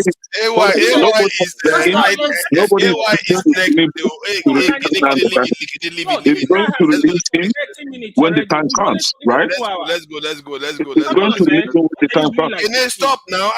Let's move on to the next person, because you are a man. I respect people, man. Well, I was asking a question. What's your problem? Why? He asked me a question. I was answering. Next person. You are And I have a Who is there question. shouting? Are we What still is wrong going with to you talk guys? about? What Are did you we guys still do? going enough to? now. Funny. Okay, let me Are we bring still? let me bring OT Are in we right still going to now. talk about? I'm Are we the still going to? re- Are we still going to Jide, talk about calm Burkina down. Faso? Speak right now. Are we still going to talk Again, about my Burkina time to Faso? OJ. calm down. Let's calm down. Let's calm down. AY, you shouldn't go backstage, but AY has been trying to correct things out here. So hold on. Let me not take Kenny out just like he did anything wrong. You know, he didn't do anything wrong. Okay, but OT will need to come on to have his own say. Who is next on the queue? The queue has been man. But wait, forefathers, are we going to talk about Burkina Faso? I'm next. See, Doesn't seem like everybody that. wants to have their say on What this father? topic I'm the next first. person to speak now. Why AY are is you next. waiting After for me AY to is speak? me. Did they Okay, allow so the moderator to do his job? No, we okay. can't just talk about this. Topic is not as important as what's going on. I'm in supposed to Burkina speak Faso. after AY, forefathers. I'm not going to join. Yeah, I'm not going yeah. to join this live anymore. This is nonsense. Come on, man. Why are you being all like this now? Just because you don't talk about your topic, it's not always like that. You know, it's a give and take. Everybody has their say. Okay, let's go to AY. Oh AY, my God! this is not. Why are you making it sound as if it's so No, long? We used to I have. need you. Let everybody speak. At least you give everybody for 5 minutes. Will be good. What is somebody talking for 30 minutes? You are a man. You just rigmaroling But it's one not 30 inside. minutes now. We Whatever are Let here. forefather do, people hear. whatever he do here or he does here is wrong. Okay, If he it's give you 5 okay. minutes, you will complain is not Okay, enough. He give you let 20 minutes is too much. Forefathers, agree don't and mind these follow people. time. They can't pull you down. As they are supporting Like, you today. you know, we are as I'm living through a day today. where Kene is defending me now. This is where we are now. I'm giving you how will you not defend you? This is where we are now. We've come 360. Yeah, So, let me. I just want to quickly add because we don't have time, right? So, the politics going on in Nigeria, I kind of agree with a lot of people, a lot of stuff what they said, right? But one of it I disagree is say El-Rufai will not sell, like if you make him like a vice president. El-Rufai is gonna sell. The issue is what you see in Nigeria, right? It's just like when Buhari used to contest, the Southerners never voted for Buhari, never liked Buhari. Because there was this perception, oh, it's an Islamic fundamentally. Usually, I don't listen. It's going to Islamize Nigeria. I don't listen to this jargon because what is going. Don't forget, El-Rufai, his people will vote for him. This is the honest truth. What Ode can say is the Southerners might not vote for him, but trust me, the Northerners will vote for him. And the issue of somebody that will inherit Buhari 10 million votes in the North, that is also still very open. Buhari, El-Rufai is like Buhari's son. I think there might be connection that El-Rufai is going to inherit most of those votes. This is just a fact. I personally think you like El-Rufai, you don't like him. El-Rufai is one of the most intelligent politicians we have. In terms of education, in terms of IQ, I believe he's very good. But here is it. I feel if you put Peter Obi and El-Rufai on a ticket, it's going to be a very tough ticket for Tinubu. Here, one reason. People are saying, oh, he's not doing well in Kaduna State. That's not actually correct. Kaduna is a core PDP state. If you go check the history of Kaduna, even if you check 2019 election, Atiku is a Kaduna guy. These are the Kaduna Mafia, the popular Kaduna Mafia. So the Yaradua group, all of them, they still belong to that Kaduna Mafia. So the history is still there. If you watch 2019, 2023, you will see Atiku always do well in Kaduna. It's called no less than 40% in each of these elections. In 2023, don't forget, Peter Obi came into Kaduna to divide Kaduna vote. The Christian population in the south, of course, they really voted for Peter Obi. El-Rufai, Tinubu, I think got like 30%. Peter Obi got like something percent. Atiku again got 40%. So they basically divided it because Peter Obi came into the equation, kind of divide the vote in Kaduna. The VP to Tinubu to Peter Obi in 2023, it's not actually a strong candidate, right? In the South, unknown person can actually stand for an election. You are able to win. You will get vote. In the north, it's kind of a bit different. So the election go by who are you, the popularity. It go by a straight person will not just come and take another vote because that vote is well guided. These votes are controlled by the leaders, the governors, the religious leaders. That's what is going on in the north. So that is why, even with the noise going on now, if Tinubu can make a strong agreement with these people in terms of using money, in terms of they're still gonna vote. So this is what is going on. It's even in the south, people will say, no, I've examined this person. I'm not, even if your father is telling you vote for this person, you tell him, Baba, I'm not voting. I'm voting for a different person. Like what happened during with the 2023 Peter Obi. Look at what happened in Edo State. PDP, you were leading. We are in charge. What happened in Delta State? PDP, you were in charge. Peter Obi, you saw what he did in those states. If not for evil manipulation, he will do better. So the politics is Nigeria politics is very, but the alliance I want to see that I can confidently say is going to shake Tinubu. That alliance, Atiku is going to be part of that alliance. So you need the strong men in the north to pull out votes from the north for Peter Obi. If you have if you have genuine, let me call it genuine alliance. If you have Atiku and you have El-Rufai, you have some of the big wings, one or two governors, they are sincere to support a fresh candidate in the south. It might be a game changer. But don't forget, it's Tinubu in power. He's a politician. He knows how to negotiate power. Tinubu, nothing will stop him to drive to Atiku house and tell him, listen, you got to support me. What do you need? He's got to negotiate that power. He is very tough. And that brings us to one key thing. That brings us to one key point when you talk about this negotiating power. This issue, that one thing I discovered about Nigerians is that their moral compass, their ethics, integrity is very much for sale. These politicians, that's what they do. No. I'm talking about the entire Nigerian population. Not 100%, but there's a culture that implies, you know how Nigerians are very ambitious. We have unrestrained ambition that doesn't have any restraint on it. In other words, there's no morality, there's no integrity to restrain the ambition. So in other words, it's easy to sell. This is what I think is what makes Tinubu so successful, in terms of, because all he has to do is offer them what they want and they will sell. And it brings to that question that you are raising now. You can go to Atiku now and say, what do you want? And Atiku will sell.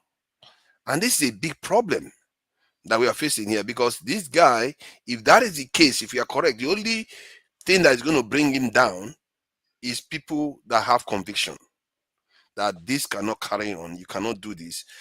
We are having, and I think someone like El-Rufai does. El-Rufai will find hard to sell, because I think what Tinubu did to him, he's not going to forgive. Money is not going to buy it. I don't think so. You might think so. I know you believe so, but I don't think he will. Yeah, you know, the thing is, to be honest, Tinubu betrayed El-Rufai, no doubt. Any politician will tell you that, right?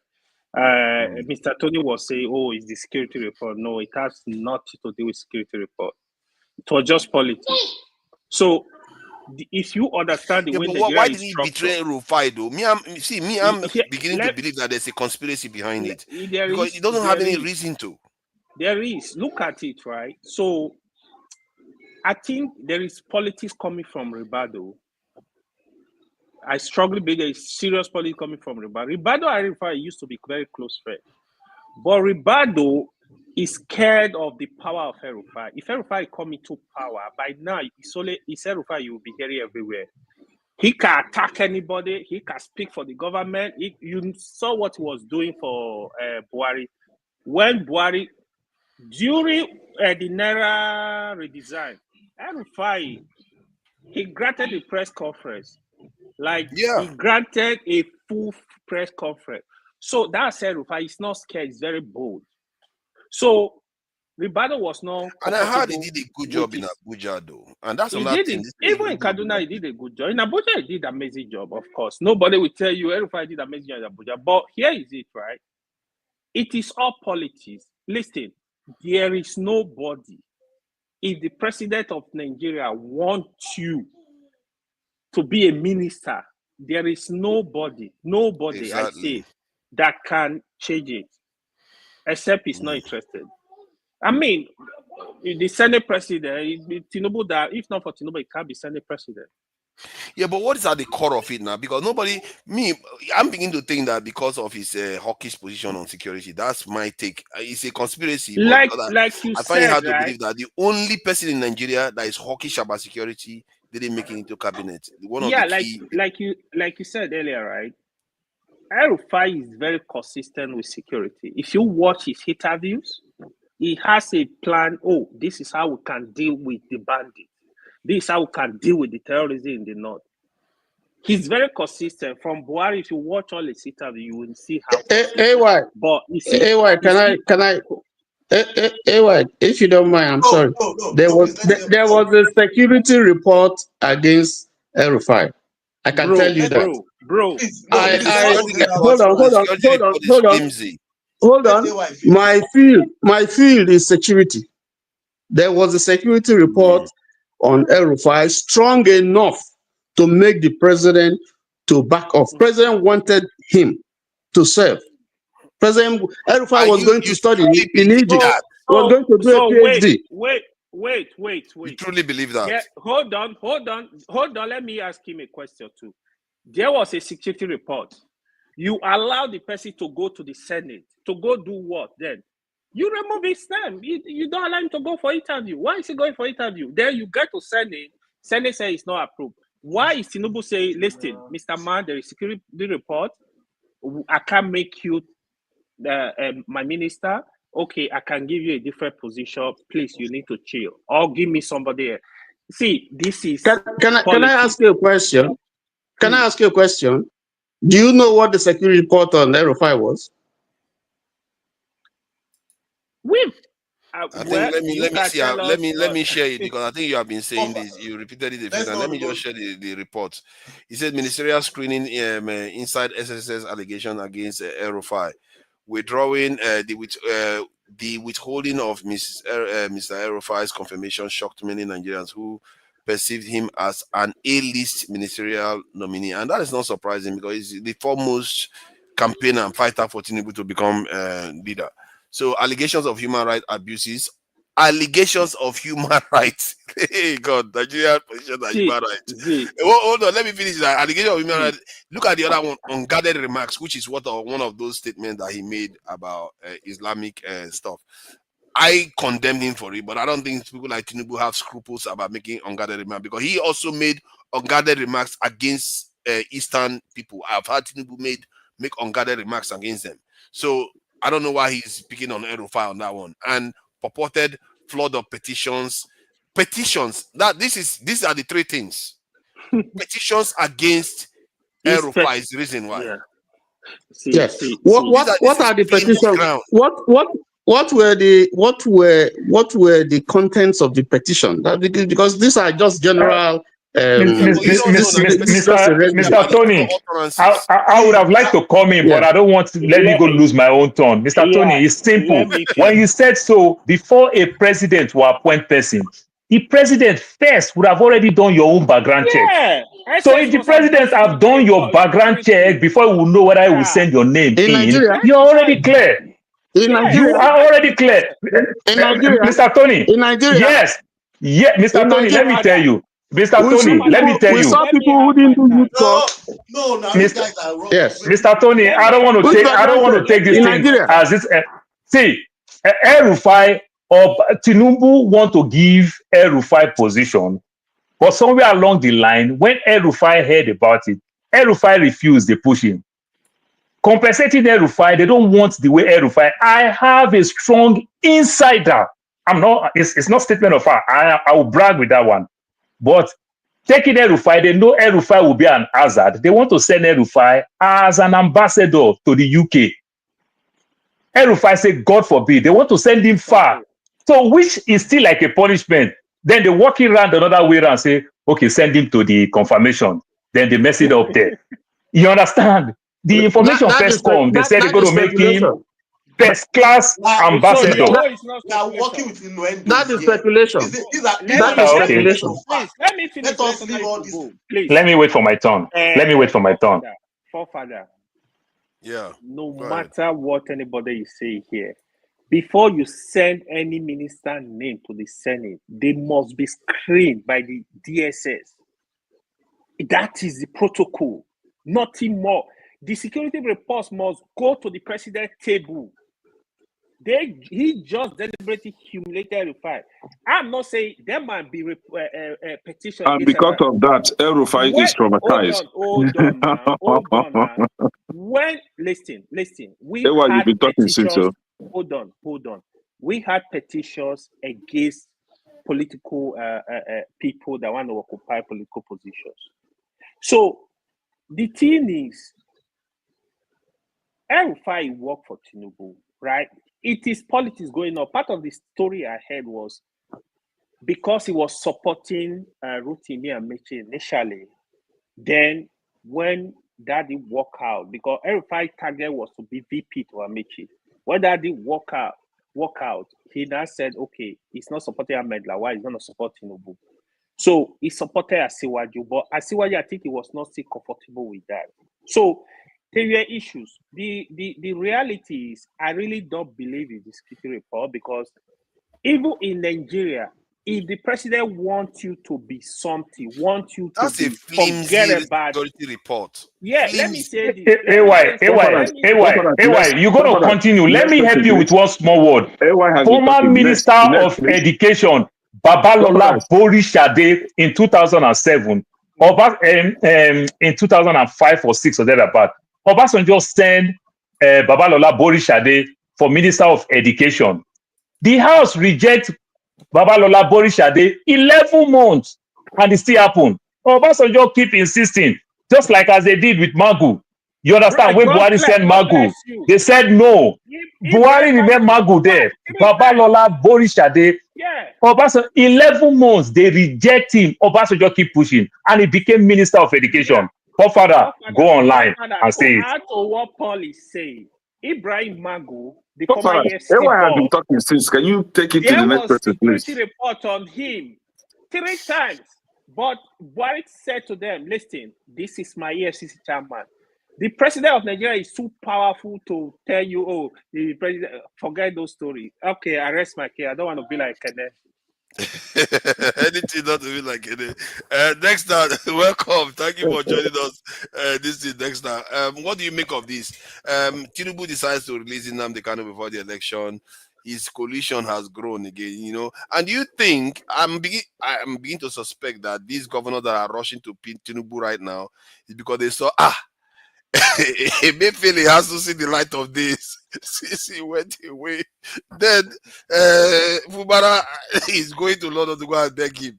They were like, this is too much, we better join this party, otherwise this guy is going to come for us. Do you suspect that all this action that Tinubu is taking is also to scare these people to come and join his party? Well, there's credence to what you have said, forefathers. The end of what these political guys can do, these small stars that want to just grab power can do, is not known, really. You can do anything to grab power. One thing I must say is, I think Dati Ahmed's statement is very true. The statement he made just after the election.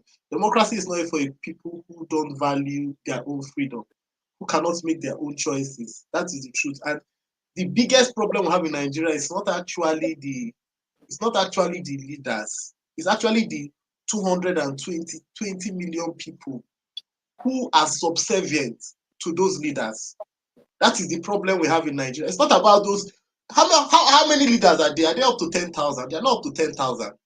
But it is the people who don't even know what their right is. For example, the River State situation, you can't try that in any developed world.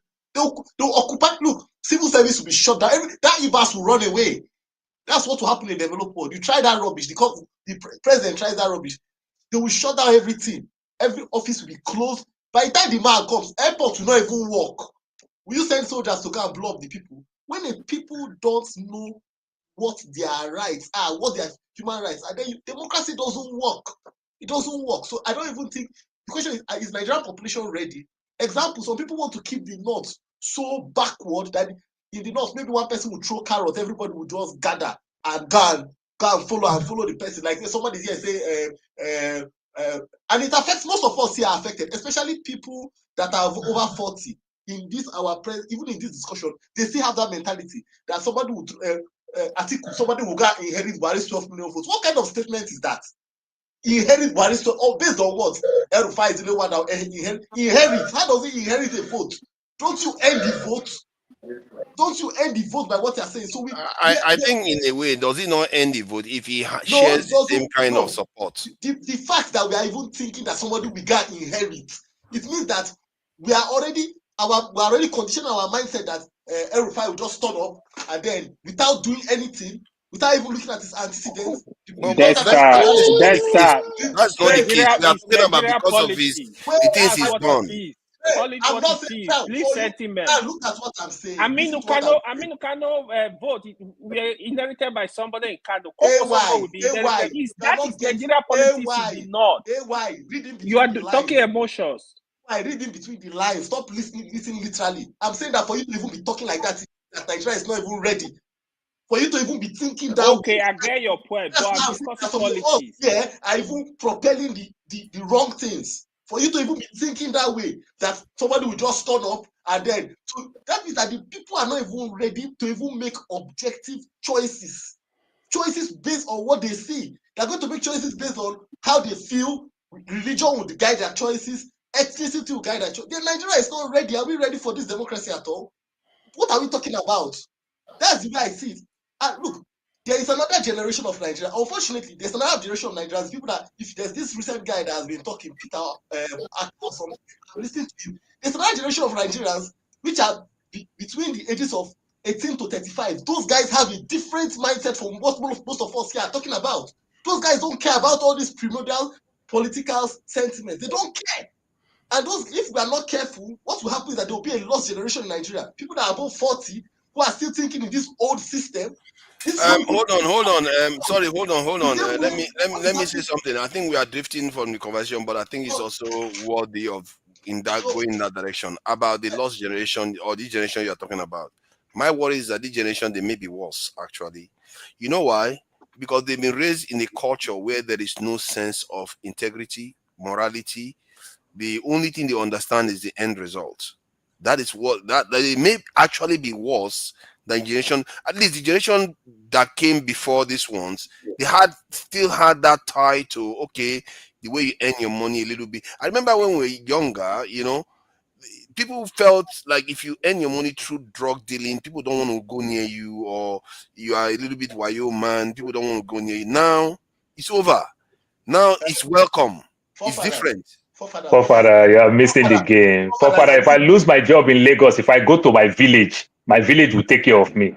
If I lose my job now and go to my village will send me back, say you carry poly back, come on, go back. There's nothing for you in the village. That's what I'm saying now. So everything is changing. So think it from that direction. Fathers, let me tell you something. Burkina Faso, you're talking of today. How old was that guy when he took over power? Traore, I'm not sure. Traore was under 35 years old. Yeah, that's for sure. Now, let me tell you something. That guy changed the order. Completely changed the order. That is why the old completely changed the order of things. Let me tell you what is happening. Leadership, if you fail, and it's vacuum. When they say power does not accept a vacuum, it's the same way leadership. If you fail in your generation to provide leadership, another generation will come and you will be lost. What I'm saying is that many of us here, especially people that are above 40, that are still thinking in the way of the Tinibus, we are trying to integrate and the thing, and we are still thinking that politics that was played in the 60s is the politics we should be enhancing. We are not realizing that times are changing, and we are still pushing that narrative. We will be stuck. We will be cut out. We will be completely cut out. That's what I want to say on that part. On the part of this, that's why I don't get into this gimmick of El Rufai and whether he will look Tinubu on the idea of whether Tinubu will release Nnamdi Kanu. In the whole of Nigeria, the only society that is truly egalitarian is the Easterners. They don't care about that. All that whether Tinubu release Nnamdi Kanu or not. Look, if it's not affecting the man that is selling clothes in Aba, that man that is selling clothes in Aba, it's not affecting his market. He will not vote for what. What does this egalitarian mean even? Egalitarian means that it is based on their choices and their interests. It is not based on one person come and tell you. Egalite, the French like that word. Everybody follow like this. Everybody follow like everybody. Equality. But is it a good thing though? Is not always a good thing? Societies that are very equal are not. They don't do so well though. No, the point is this. The point is this. It allows for everybody to strive. Now, the other part might say is okay. It is easy for when you have a society where you have maybe an Oba that is directing everything. You will say it's good for administration because Oba can just tell everybody follow like this. Everybody will follow like this. But that society does not allow for debate. That society does not allow for people. Hold on. I think we have to ask ourselves a bit more question about that. But that's another topic. This egalitarian thing, I've heard a lot of people say, "Oh yeah, it's good." Igbo don't have things. I don't think it's a good thing. No, Fofara, in a country where you have 25% of the nation happen to be an egalitarian community, society, tribe, is a very good thing.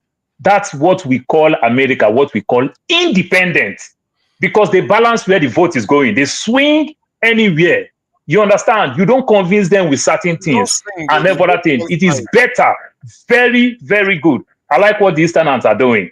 You can't just sway them like that. I think I support it.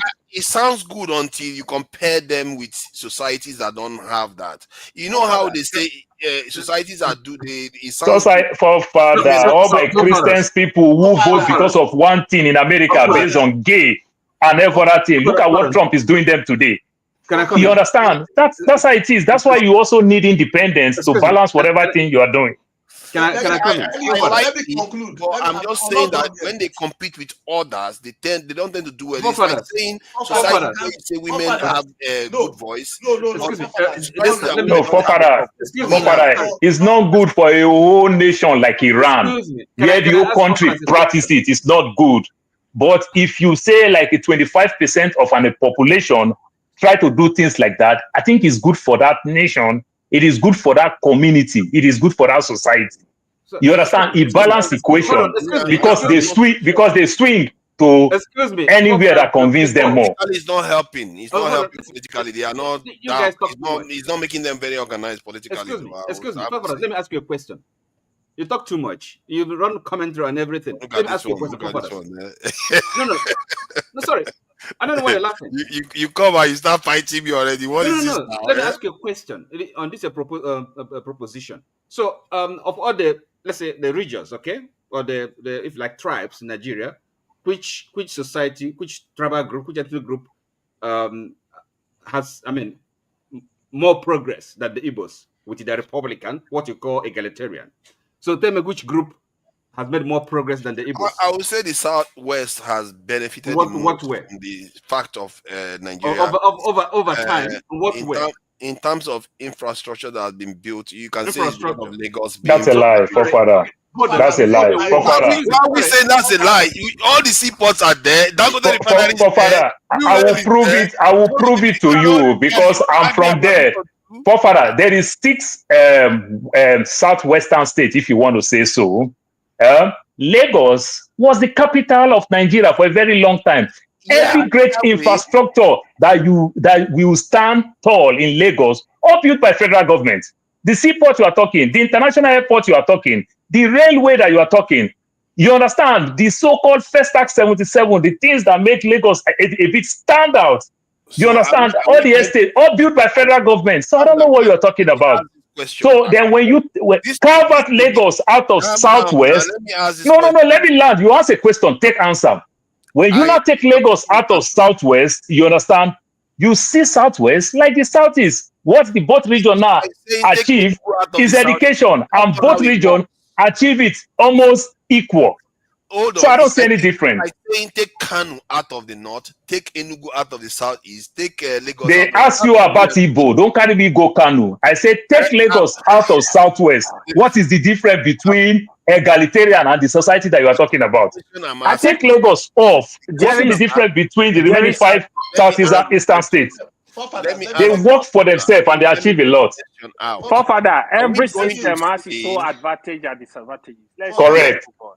That's I just want it. to say that the But Southwest excuse me. So, has but not hold on. had But it what? the best Excuse from me. the context But of what I we think talk about? you can What make is this democracy? you can make this Before a we go topic into the for another argument day. of Yeah, let me it's a round fair up. Make point. it another Round up. topic. This one that OT is But already what is crossed. democracy?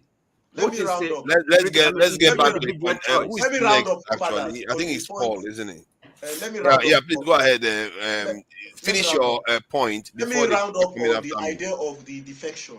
You see, the defection to everybody running to APC and all that. Of course, APC have already set the wrong foundation, especially when Adam Soshiomola said, if you have sins, come into APC and your sins are forgiven. However, there's something about life, about people, about the cycle of life. There's always a belief that after every 50 years, people history repeats itself. But it seems in Nigeria, history repeats itself earlier than 50 years. Now, everybody seems to be running to APC. Are we realizing something about this present regime? This present administration? It's actually mimicking Abacha's administration. The way everybody was saying, who does the cap fit? All the political parties started putting the cap on Abacha's head. That it is Abacha that the cap fits. Now, if you are in any place and everybody is supporting you, throwing flowers at you, there is a problem. It means that you are in the wrong place. You are doing the wrong thing. Now, for everybody to want to decamp to APC, even Tinubu himself should be worried. It means that his own time is close by. That is what I will say. For any good democracy, even you that is the president, your responsibility is to make sure that the opposition voices are heard. That is what makes democracy thrive. The opposition voices must be heard. So, in fact, even Buhari can be considered. I don't know what your point is. Are you trying to say people come to you, you run away, and even people run Buhari away can from be you, you run considered to to them? be a Is that better. how it's supposed to work? Forefathers, even Buhari can be considered to be a better Democrat than Tinubu today. Do you know why? Amechi really wanted Rivers State. But Buhari did not now get to the extent whereby he took it away by force. Amechi could. There was a time Rivers State I lived there. It was so hot, especially after 2029 election. They did not declare results for like 2 weeks. Commissioner of Police Uba. 2 weeks, yes. If Buhari was now 2019 election, yes. If Buhari really wanted to, the same way what Tinubu is doing now, they would have thrown away Wike back then. Do you understand? They would have thrown Wike away. Amechi was a sitting governor when Wike won the election. Yeah, but hold on. The trend doesn't support your argument, because when PDP fell, there was already division within PDP. But I'm talking of 2019, forefathers. My point is this: when everybody seems, especially in a democracy, when 2019, Amechi was not a city governor. No, yeah, please 15. Please try and listen to my progression, okay? So if everybody is moving to you in a democracy, especially in a big country like Nigeria where you have 220 million people, estimate. Listen to what Segun Showomi said. APC cannot contain everybody. So you that is the president, you have to be worried to make sure that you have strong people in the opposition. If they all move to you, it means that you are about to implode. That's my final. Thank you, Paul. You can have the floor. Okay. Yeah. Thank you. Let me just quickly come in, because I'm getting old now to stay on this platform for so long. Now I can't do it any longer. You have not been here for 1 hour. If 30 minutes, you've really been here. You're complaining already. I'm telling you, I take some break, and I think it's just good for my health. I don't know why. Do you think that nobody has truly answered this question, that there's a little bit of fear in all these politicians while they are running to APC with what they saw happen with Fubara? Because is it by coincidence that just after the Fubara thing, the flood gate opened? So, forefather, either of both also work. So, like, let me start with one of the biggest one that shocked everybody: the former governor of Delta State, Okowa. They play politics, and they play real politics, which is dirty politics. Okowa, they make Okowa. Now Okowa is saying it, you understand, behind the scene, like he also regrets. Not like he regrets the action, but over time, Atiku make him regret. How will Atiku contest for president 15, 19, 20? Atiku will be 81 or thereabout. Also want to come again. Just imagine if Atiku raised his hand and convinced the North and give to Obi. You understand? Remember, Tinubu is putting all the disruption, like Ali Baba will tell you, over this Labour Party, PDP, and the likes. If Atiku stand up and work with the PDP chairman, maybe surprise the PDP chairman with the Sultan of Sokoto. The Sultan of Sokoto want to see him, only for him to see Atiku there. They convince him. They know the PDP chairman is working with Atiku. They know certain people that they are using to create problem in that party is working. They can work for the greater good. PDP chairman is working with Wike. What is the? He's working with Wike now. That's the destruction inside the party. That's exactly what I'm saying. Is correct. You call that PDAPC. Exactly. So that's the thing. So if Atiku now will walk on that ban and says, you can do the right thing. We can change this game. We can play this game very well. You understand? The West today, if Obi campaign very well, Obi can take over the West. And when we say, South, like as it used to be back in the days, North and South. Obi can clear the old Southeast, Obi can clear South, which means Obi have edge. Tinubu is losing his popularity in the North tremendously. You understand? Obi cannot clear the South as it stands now. Obi can clear the South if they go that's based on their house. Or based on popular votes. Because as I'm asking Forefather, what's his premise? Is it based on popular vote or rigging? Or rigging. That makes sense. Rigging Wike's rigging is humongous. The guy. So Forefather. No, this is a simple yes. It's a question: rigging or popular votes? Rigging. Thank you. Forefather, premium times, People Gazette, you understand, they dig into the last election in Rivers State. It is clear. INEC can't even oppose it that Obi won Rivers State, and Obi won Delta State, and Obi won Edo State, and Obi will naturally clear the whole Southeast State, which means, like as the tradition is supposed to be before they change it to this 6 geopolitical zone, which means Obi naturally have take over South. You understand? If you can take Southeast, South, you understand, and drag Southwest. You understand? Let me land. Then if the North back Obi because they are losing tremendous relationship with Tinubu today, Obi will get good votes. You understand? And play that politics again. Politics simply mean you can play the politics. Remember, Obi can naturally take all the Christian states. Now I'm talking about the middle belt states, the North Central. You understand? Then if Obi can touch some votes, you understand, from Northwest, all these things, it's not the campaign that Obi will go to TV. Obi will go visit them. It is their strong men that will stand behind Obi and tell the people what they want. And remember, that part is very, very easy. And then for that thing. But if Atiku could not even stand up and said, let me be like IBP, let me be Godfather, than for me to fight for them. Maybe choose not to fall his hand when he want to come for 2003, see the handwriting that Obasanjo is not willing to go. IBP just relax and he's enjoying statesman today. Atiku can do that thing. You understand? Because Tinubu is losing it. And that's the exact... Let me just land with this thing. That's the exact... Let me just land with this now so that you put your question. That is the exact game that Tinubu is playing. So Tinubu is playing the game of all these people that Tinubu is carrying. Tinubu is taking what they call structure.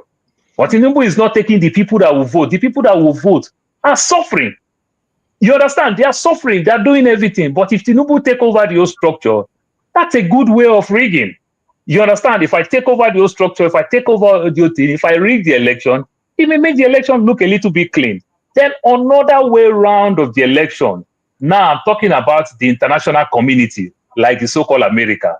Lucky the way the election is going right now, this is not the time where America involved in our election, because there is a new president called Trump who don't even want to care with Africa. So Trump dealing with Africa is anything we want there, bully them, we'll get it. Africans are very weak people. That's how Trump said, just bully them, we'll get it. You don't need to play any type of politics like Barack Obama tried to play the politics and everybody call, make phone call, threaten Jonathan, then Jonathan just cave in. Trump don't care. Trump is not involved in all this politics of let us put our person there. So Trump, anybody want to be there, be. Once we need anything, we bully, we will get it. Simple as that. So Atiku can make that thing happen. Like AY is talking about this air fighting. It is easy to convince the North. It is very easy to convince the North. I wanted to ask is, so go ahead. Is the landscape ready to oppose the current government? Because if I'm going to take Jonathan's fall as an example, the force that was required to dethrone him, and it wasn't easy. He almost opposed it and wanted to remain in office. The force that needed to remove Jonathan from office was the force that says northern leaders have to have their own leadership. And it was the turn of the North. And this Jonathan guy has usurped it and wants to even run. And he would have been the longest democratic president in Nigeria if he had succeeded with the second term, because he would have been in office for 10 years in total instead of 8 years. So the forces that wanted to stop him were great. But do we have that type of force now? It was only one force, America. It was only one force, America. It is not about the Northern. It was America. Remember, you remember when they kidnapped our girls?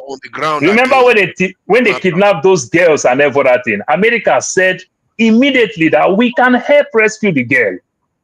That was a very good politics when America refused to sell weapons. June 16, 2014, America stopped buying one bit of crude oil from our hand. Then the same America said, we will help you. It's just a politics to make these people fail in everything. Jonathan was completely panicked about the West. See, assuming Jonathan tell the West, Jonathan tell the West like Abacha did to Canada and the like, say, go to hell. Jonathan would have been president. Paul, Tinubu had issues too. All of them had issues. Jonathan had issues. But I believe that the force that was coming after Jonathan, when they played a video of some of the opposition against Jonathan, that tells you that it's different. These people were talking about forming a parallel government. They were not like Peter Obi. They were not like anybody that opposed Buhari. These guys meant business. They were feeling like Northerners were being ostracized.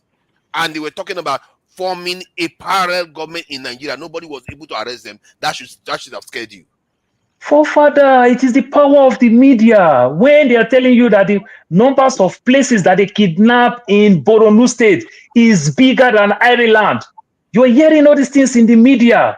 The numbers of places that they take over, you understand, in Katsina is almost the size of Belgium. This is the power of media. All these things is what the West was doing.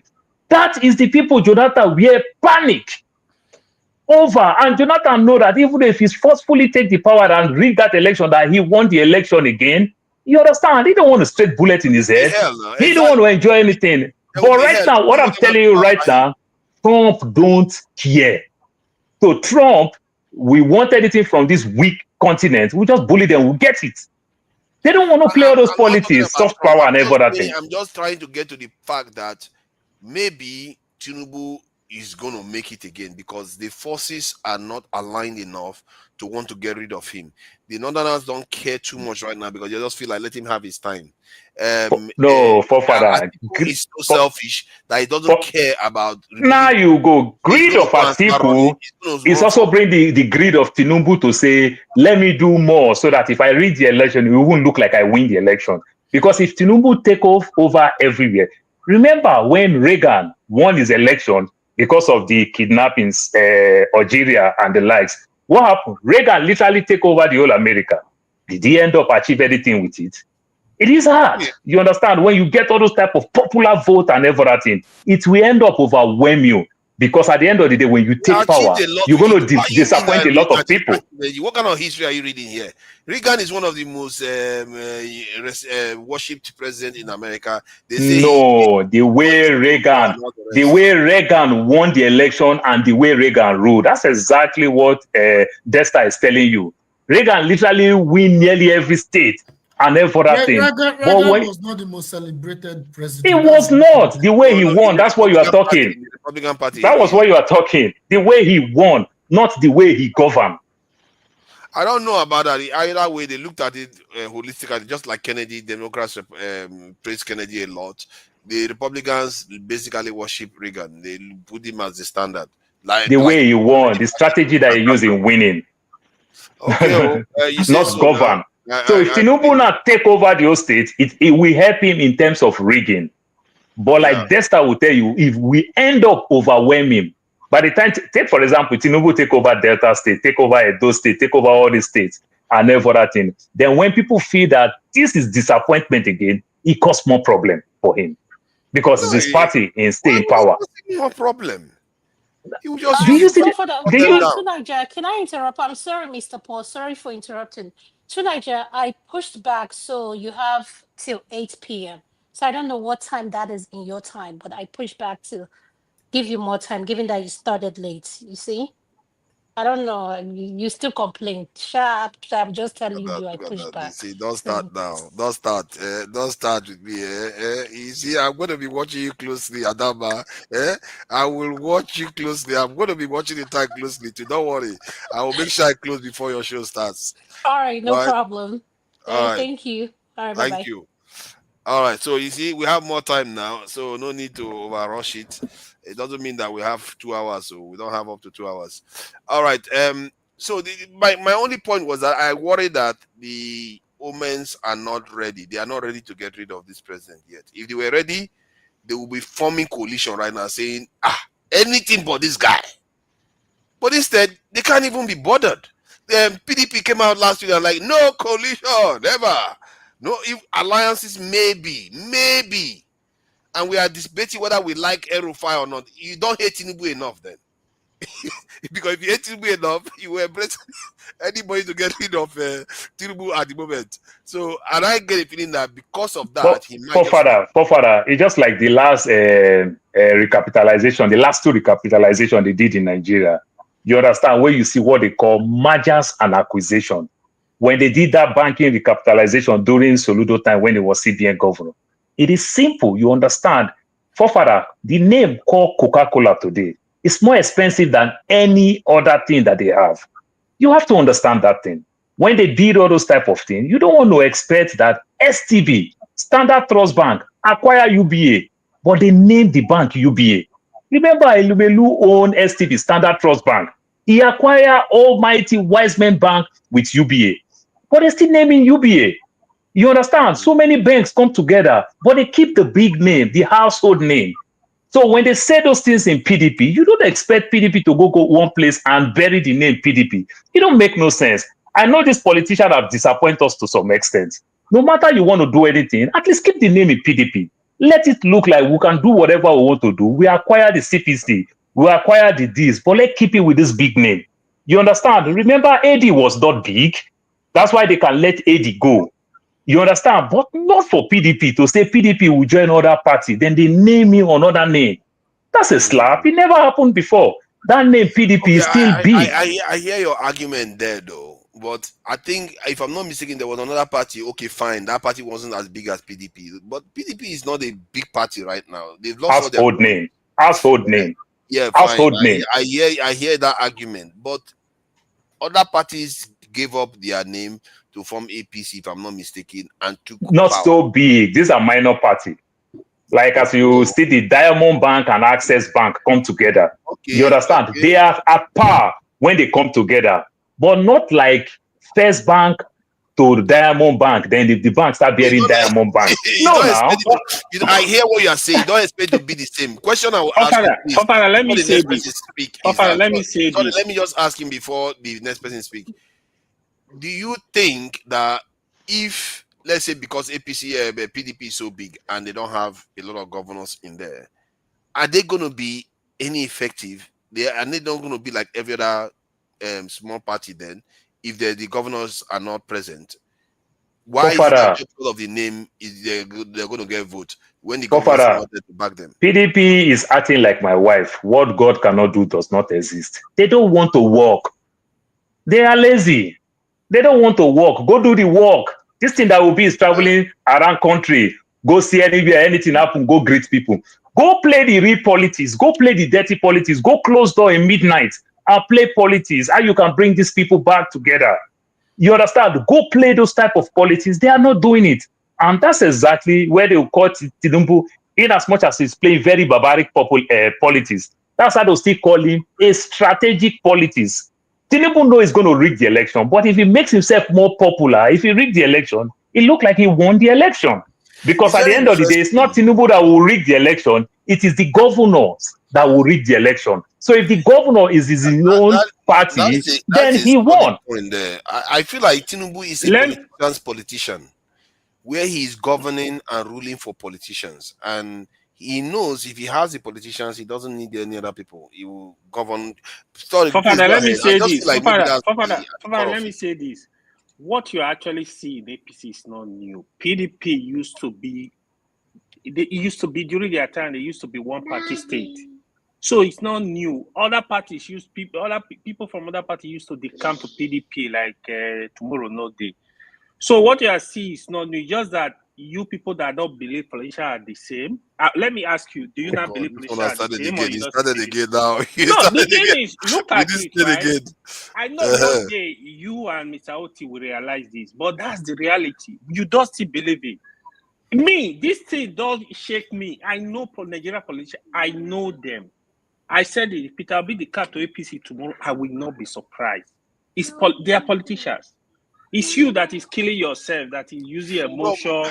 They don't send since you. we have time now, since we have their time, interest. This issue is deeper than just position. It's Nigerian thing. Nigerians are too easy to incentivize to sell out. Yeah, they don't care about people. They care about themselves. That is scary. Yeah, they care about themselves. Nigerians will sell quickly. They don't ask questions. Abiola vice president, you know what happened to him? Bamaga Tuko? Yeah. I came before Masca. Oh, you came before Masca. Okay. No. So you want to speak? No, Jide didn't come before me. How would you have come before me? Look at that, Jide. You see what you have done for yourself, eh? You see yourself now, Jide. You see your life. Where you were vexing and walking out. I came on the platform because of what you guys did to Jide, and the man is the first person who wants to attack me.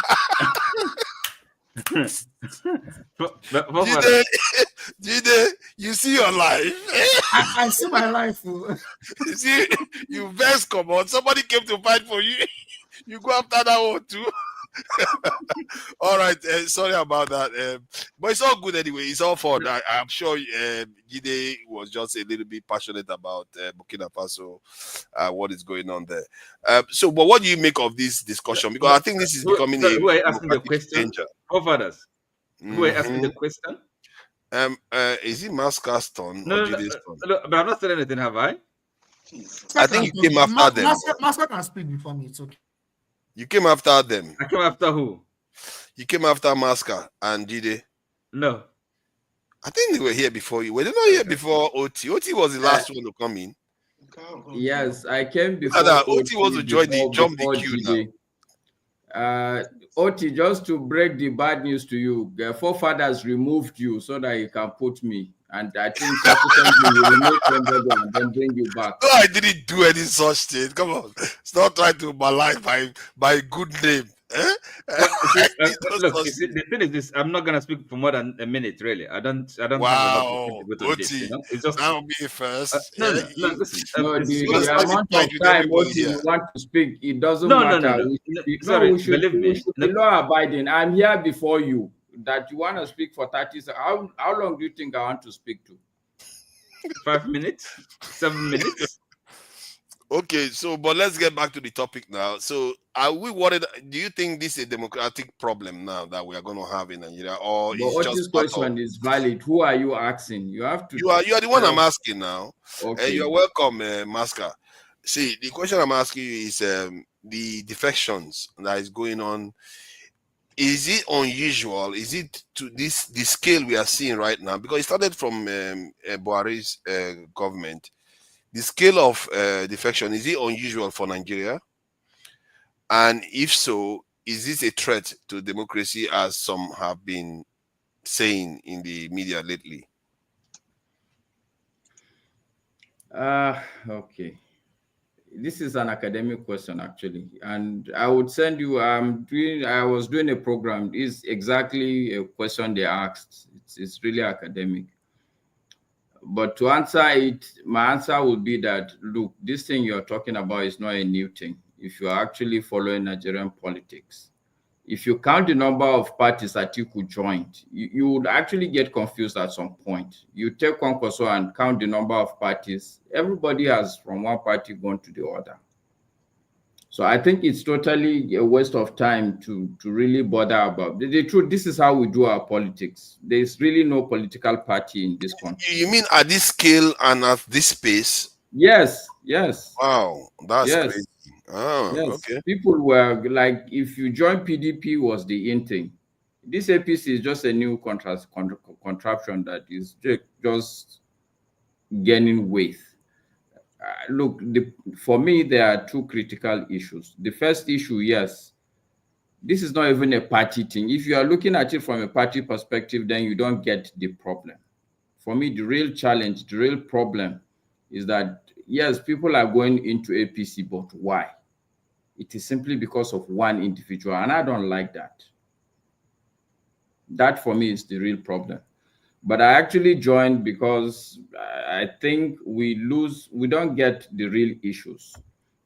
We are talking about something that has been there around us. It's like you're worried about the woman's wrapper instead of her character and what she's doing to her family and her husband.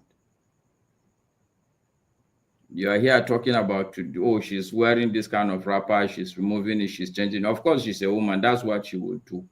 If it's a naming ceremony, the wrapper she will wear in the morning is going to be different from the one in the afternoon. She will have done like 5 rappers for this party. Hey, this rapper thing. I mean, you need to think about women tie rapper. That's this is what I'm saying. So some things, if you don't pay attention to it, it looks strange. But if you are used to it, it's normal. I mean, a woman would not be surprised. Like, why are you talking about the rapper? That's what we do. That's how we are.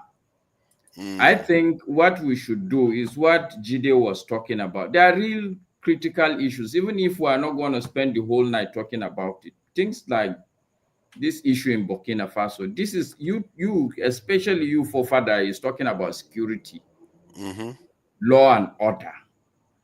When you could see the signs that people are trying to take out a leader of a country, a leader that is doing well, that will serve as a yardstick for other leaders within the continent. And we're saying that we're not going to talk about it. It's ridiculous that if we were talking about another major important issue, I would have understood. But it's clear that if I think the reason why I was talking about this defection going on is because I feel at least in my own view, based on what I know about Nigeria so far, is that one, Emefiele is still in jail. Tinubu removed Fubara from office, and then suddenly there's a floodgate of defection going on. I feel like, okay, maybe there's a level of causality, one leading to the other here, that is going on that we are not paying attention to. People just say that it's because of the election, but the election has always been coming in since the last election. We already knew that. Why is it happening now, just after Fubara issue occurred? But I get the fact that this is normal for Nigerian politics. It's normal, but what I'm saying, forefathers, I take your point, but I think you are couching the point wrongly. If you're worried, if the topic is that Nigeria is tending towards a one-man state, for me, it will be apt. But if the issue is defection of politicians, this happens. I can hardly think of any serious. Even Peter Obi, I know he has been in 3 separate parties. You see, now you got to the core of the point I was trying to make. That So one man this state is aspect, the unusual aspect is what I'm trying to. So our flesh out. politicians, what I'm saying, the starting point even is to understand that there's no political parties in Nigeria. Yeah. It's only contraceptions. People just make arrangements. That's the proper word to call them, arrangements. People just make arrangements to get into power. So it's really not defection. There's nothing like a defection. I was in APC. I moved to this place. I go back to APC. So this is normal. For me, it's normal. And I know it's normal. It's not that I'm naive or something like that. Okay, I get the arrangement aspect of it. How is it that the El-Rufai couldn't make an arrangement? So some things break the arrangement. What do you mean by El-Rufai was the strongest member of PDP? What are you saying? APC too. He is moved to APC. He is now in SDP. What is this? What are we talking about? No, I mean the arrangement. They didn't come to an arrangement with him to become. This is somebody that fought for a government to become. This is what I say. Look, I think we are just wasting precious. Masca, why don't you just go ahead and talk about Burkina Faso? You made a very good case for it. I have no, other people will follow. You can change the whole topic. No, it's not me that everybody wants to talk about Burkina Faso. Go ahead, talk about it. No, I don't want to talk about Burkina Faso. What I'm talking about is the topic I'm interested. The fact that somebody suggested that let's talk about Burkina Faso, we turned him down, and rather we are talking about what I believe is normal, is routine for our parties. This is the topic I want to talk about. Yeah, I believe this topic we are talking about, there's nothing new. The same El-Rufai you're talking about, forefathers, he's very strong in PDP. He was a set-up member in APC. Now he's in SDP. Our politicians changing party is not a big deal because these parties are not really parties. If you go and check YouTube, you'll see there's this guy, Salihu Lukman.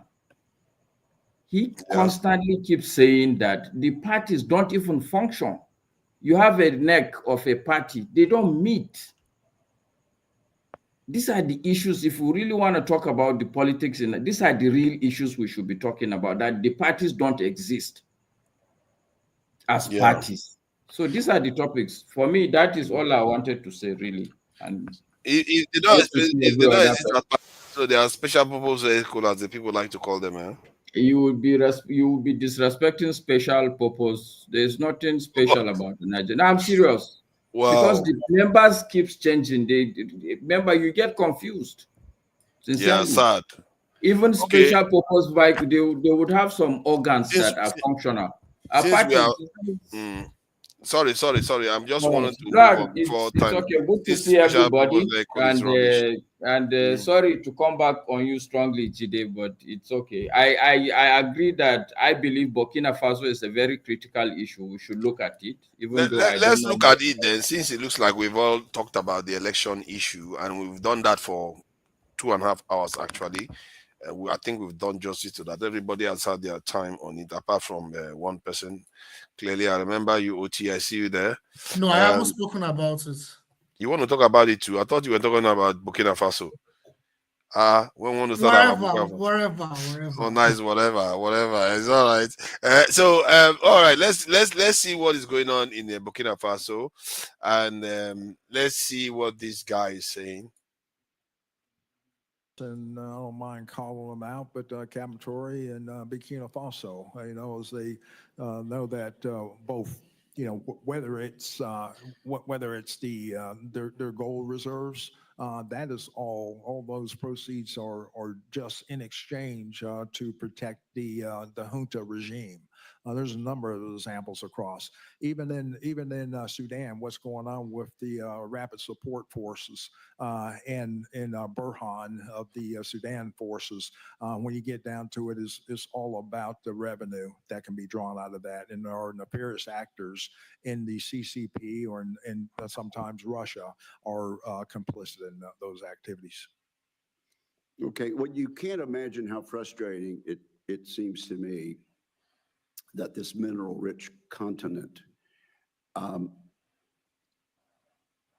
has not been able to move. Absolutely, Chairman. So that is part of it. And let's see if I can find something about the coup.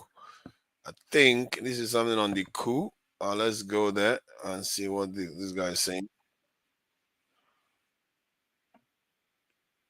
The successful thwarting of a significant coup attempt aimed at overthrowing the military government led by Captain Ibrahim Traore.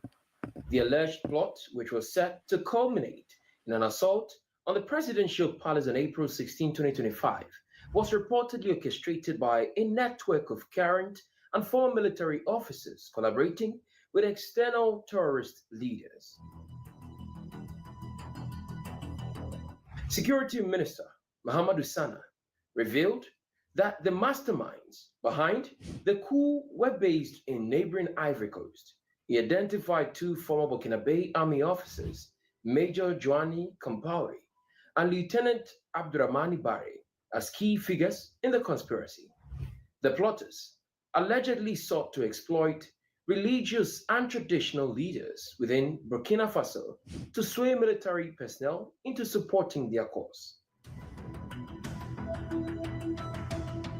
In response to the failed coup, the Burkina Faso government has intensified its crackdown on perceived dissent. Several individuals, including military personnel and civilians, have been arrested under suspicion of involvement in the destabilization efforts. This incident marks the latest in a series of coup attempts since Captain Traore seized power in September 2022.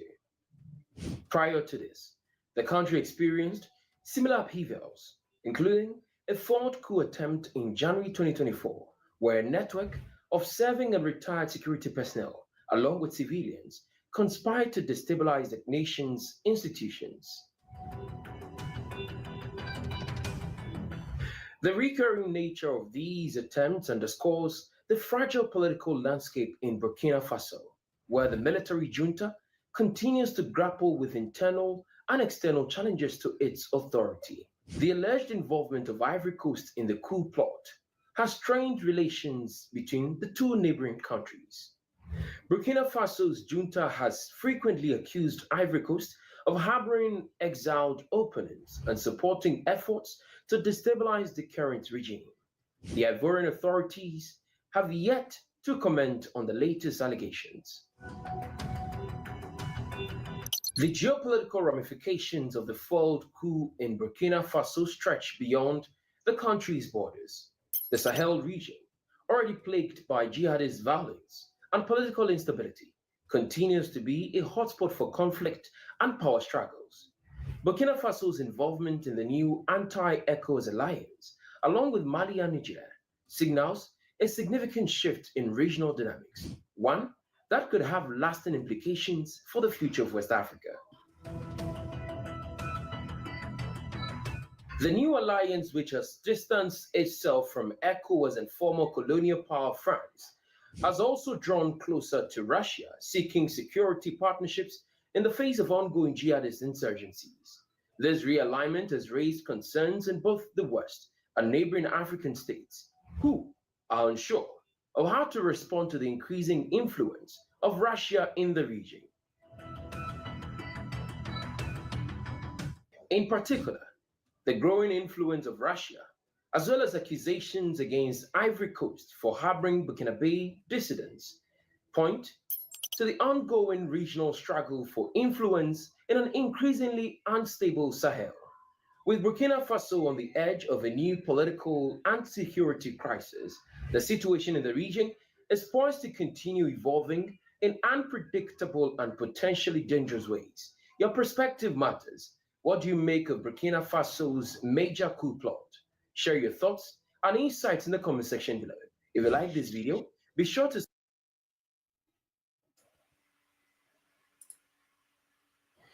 All right. So I think Masca is gone, and it's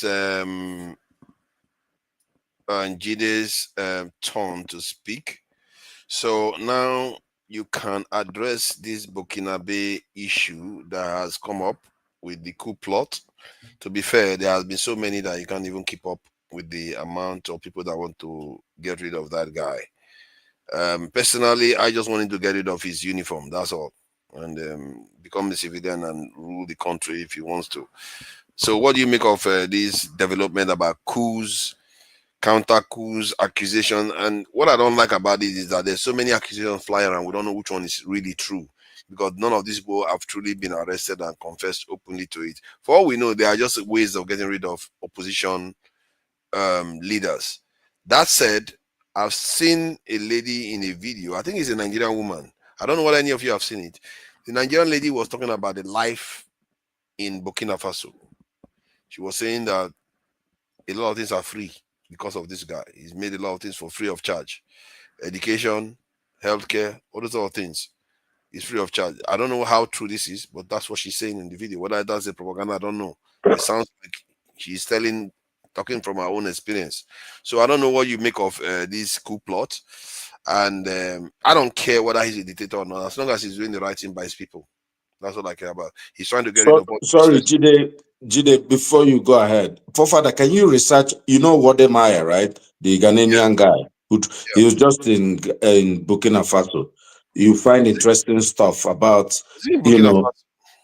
Yeah, he just went to Burkina Faso. I know he went to South Africa too. No, interesting stuff. But I think he's still in Burkina, or he just went there recently. You know, you can throw in there, Burkina Faso since 1960 has had only 3,000 kilometers of paved road. This guy is constructing 5,000 kilometers of paved road. All equipment were brought in. There's no Julius Berger. He brought in all the machinery, and he's having the youth of the country. He trained them, and they are using it. Yeah, that's him in Burkina Faso. So the equipment is brought in from where? From the West. Now you can see cats and all that. You know, he made a very good video. You can see it. Wodemaya is not a I gotta go back home. I need that money. As much as I love what's happening in Burkina Faso, I think we cannot just take everything look like and think. I know there are still Western companies working there.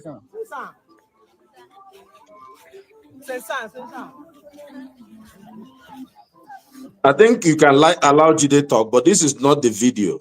Get the video of he showed the paved roads as they are paving the roads. Jide can go ahead. Yeah, I mean, yeah. Thank you so much, Father. So this story is a very big deal all over the continent of Africa. In fact, in 2 days' time, today is Saturday. I think in 2 days' time there'll be some protests in different parts of Africa. There'll be a lot of protests going on to condemn the attempt on his life to oust him. So this is a very big story. So first of all, we need to understand the background. What even made him to come into power? I think it was Black Compaoré that was in power, if I can remember. Someone can fact check me if I'm wrong. The guy that took power from Thomas Sankara from the 1980s. He ruled that country for years. You are wrong. You are wrong. Yes, that's not correct. The person that took over, that Traoré took over for, was actually his friend. No, that's not what I'm saying. That's not what I'm saying.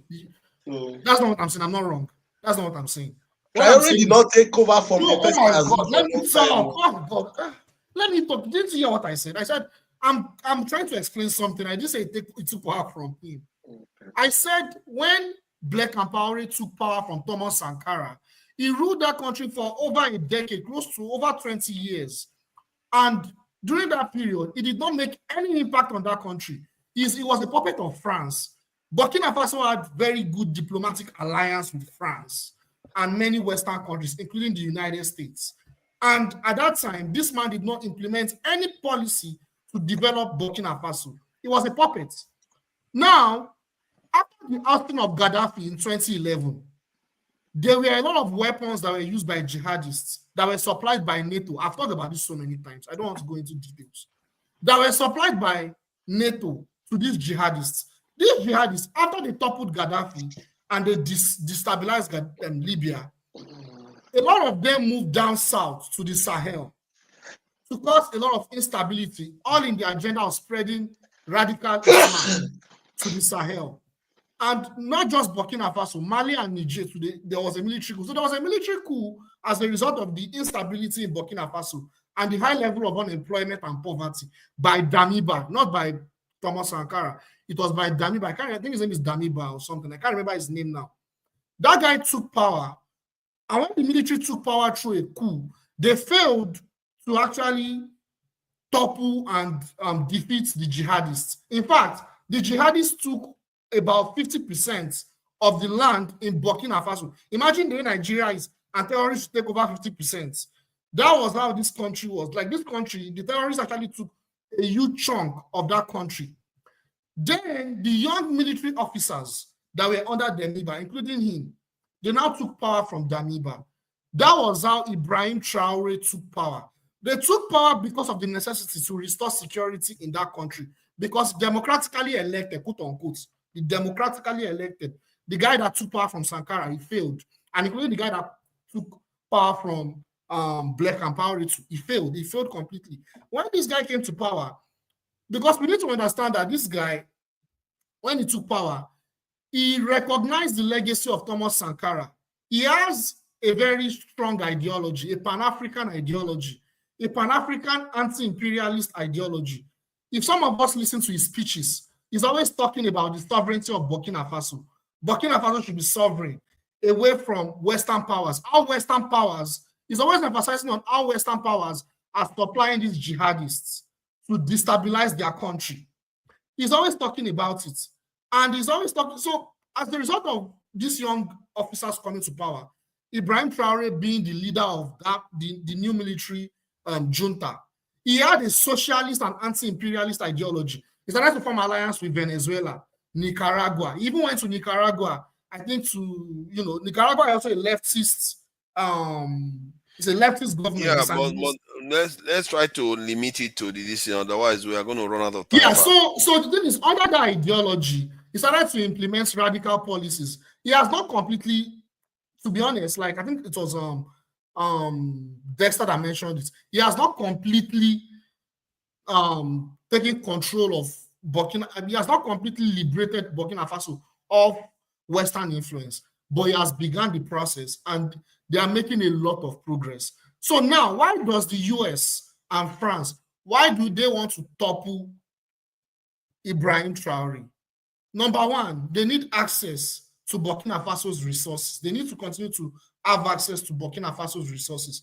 What he has done, he has implemented a lot of socialist policies to benefit the people and to develop the country.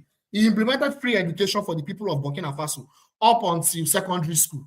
Even tertiary education, he has removed, he has subsidized tertiary education. He has actually implemented tomato processing plants so that they can be able to manufacture their own food. He has boosted agricultural productivity by bringing in tractors.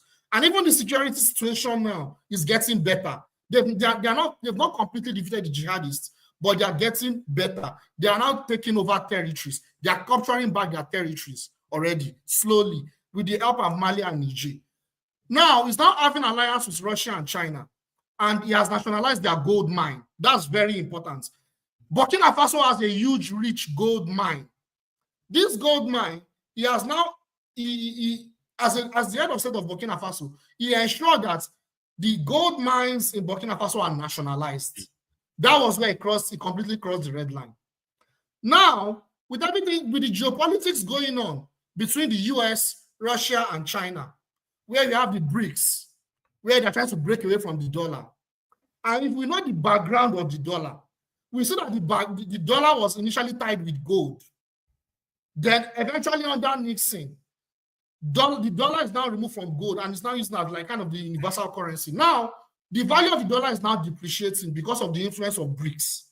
Now, one of the major options or one of the major possibilities why they want to take out Traore is they need to take control of the gold mine of Burkina Faso, which can then be used to increase the value of the dollar and can be equated with the dollar again. That's what I think they are trying to do. That's number one. Number two, with the Cold War going on, they are trying to reduce the influence of Russia and China in Africa. And they are seeing Burkina Faso, Mali, and Niger as a red spot that Russia and China will be able to have huge influence. So currently, Trump has his hands tied because he cannot stop the war in Ukraine. And China, at the same time, they're having huge influence in Africa. The tariff war is not winning it. So they're trying to find the alternative so as to ensure that they restore back the value of the dollar. So now they have to go after Burkina Faso. So that's the background. And this has played out before with Muammar Gaddafi, with Patrice Lumumba. We saw what happened with Muammar Gaddafi, Patrice Lumumba, Thomas Sankara, Kwame Nkrumah. That's the same playbook they are using. I hear what you are saying about this leader in terms of education, in terms of nationalizing some of the natural resources of the country. But I've not seen. For me, their greatest achievement is the Sahel Defense Pact that they have right now. But apart from that, I don't know. Maybe I'm under the Western cloak in terms of news that is not filtering through enough. Very obviously. Oh, look at that. You just try. I've already owed up to it. There's no need to reinforce it. So the point was that, so I'm under the Western influence, so I'm not hearing clearly what is going on in Burkina Faso. But that said, I would like to know whether their security posture has significantly shifted. One, their the way they are building stuff. Like I like the fact that he's building, I think, 5,000 miles of road or kilometers of road instead of the it's really implementing a lot of how fast are these things coming along? Because that should tell you something about whether this person truly means business. The fact that he refused to take off his uniform is concerning me, that he wants to hold on, because even the Gabon leader that was military, that is supposed to be a stooge of the French, is taking his uniform off to go and contest election, and he's probably going to win the election. I don't know why these are West African leaders. They just want to wear their uniform forever. So Jide, sorry, please. Can I answer this question to forefathers? Can I speak and then I go? I was just going to say that. Can I speak and then I go to sleep? I've had enough. So forefathers. So of all the things Jide talked about, is the uniform that is causing your concern. Sorry. Don't start the fight with me now. Let me alone, Johnny. I didn't focus on the uniform alone. I talked about other things. So, and you're asking how fast they're going, and you don't know what they're fighting for. The guy is fighting for the independence of his people. I think that is as plain as anything. Okay, and then it's so really. See, Sankara was doing the same thing. Forefathers. Sorry, let me just quickly jump in. Forefathers. I think the most fundamental thing that you should take home from all that Jide has said and all the things that are going around, for me, given your posture on security, my understanding of your stance was that our leaders have a major problem. They don't secure themselves first. Because you as a leader, if you are not secured, then how do you go about securing the country? Exactly. It's you that made me. I used to be a big fan of Murtala. But after listening to you for a while, I go back and look at the man, and I started questioning why you would be insulting America publicly. And then you go about your business without security around you. That's not very smart. Exactly. Okay? So this guy that you are suggesting that you should go and take a Babariga, because the Western people have made us to believe that democracy is the best. Don't you think that is one of the wait, forefathers? Just after this, I'll just land. It's just 2 sentences. In my opinion, okay, the idea that he should prioritize getting into a Babariga just to look as if he's in a democracy, I think you are now talking from both sides of your mouth. Because being a military person at this point, given the number even of coups, revolutionary, it's very clear people want to take him out. He's a revolutionary, yeah. Yeah, so this idea that you should go and be looking for Babariga, I think you are not telling us the true position of where you Yeah, so I need to talk about the security. So the Calm background down, is calm down. You're gonna go. I know. I'm gonna let you finish. The reason why I make that point is not flippantly. I've looked at leaders that have emerged all around the world. They didn't need to wear the uniform to do all those things that they did. Give me an example. Give me an example. But forefathers, you've forgotten something. They are I still don't think fighting Mao a war. Zedong was a military leader. Yeah, but they are still fighting a war, forefathers. Neither do I think Stalin was a military leader when he passed. Neither was Lin Kuan Yew, if I'm not mistaken. So all these people that have gone on to transform their nations, they don't need to be military leaders. But Stalin did not. He didn't look like a civilian. Though. He didn't dress like a civilian. At first, it does look like a military man, but he wasn't. I think he was a military person. He was in the military before, but when but it wasn't like a democratic, like the typical. He was a civilian. No. He left the military before that. For you to balance your view, forefather, you need to look at the military people that have removed their military gown and put Babariga. A good example is this guy in Congo. What is now this guy that stayed there for a long time? Mobutu. Because these are the things. This is how you should do balance analysis. The guy has taken his uniform, has put in Babariga. What did he do for Congo?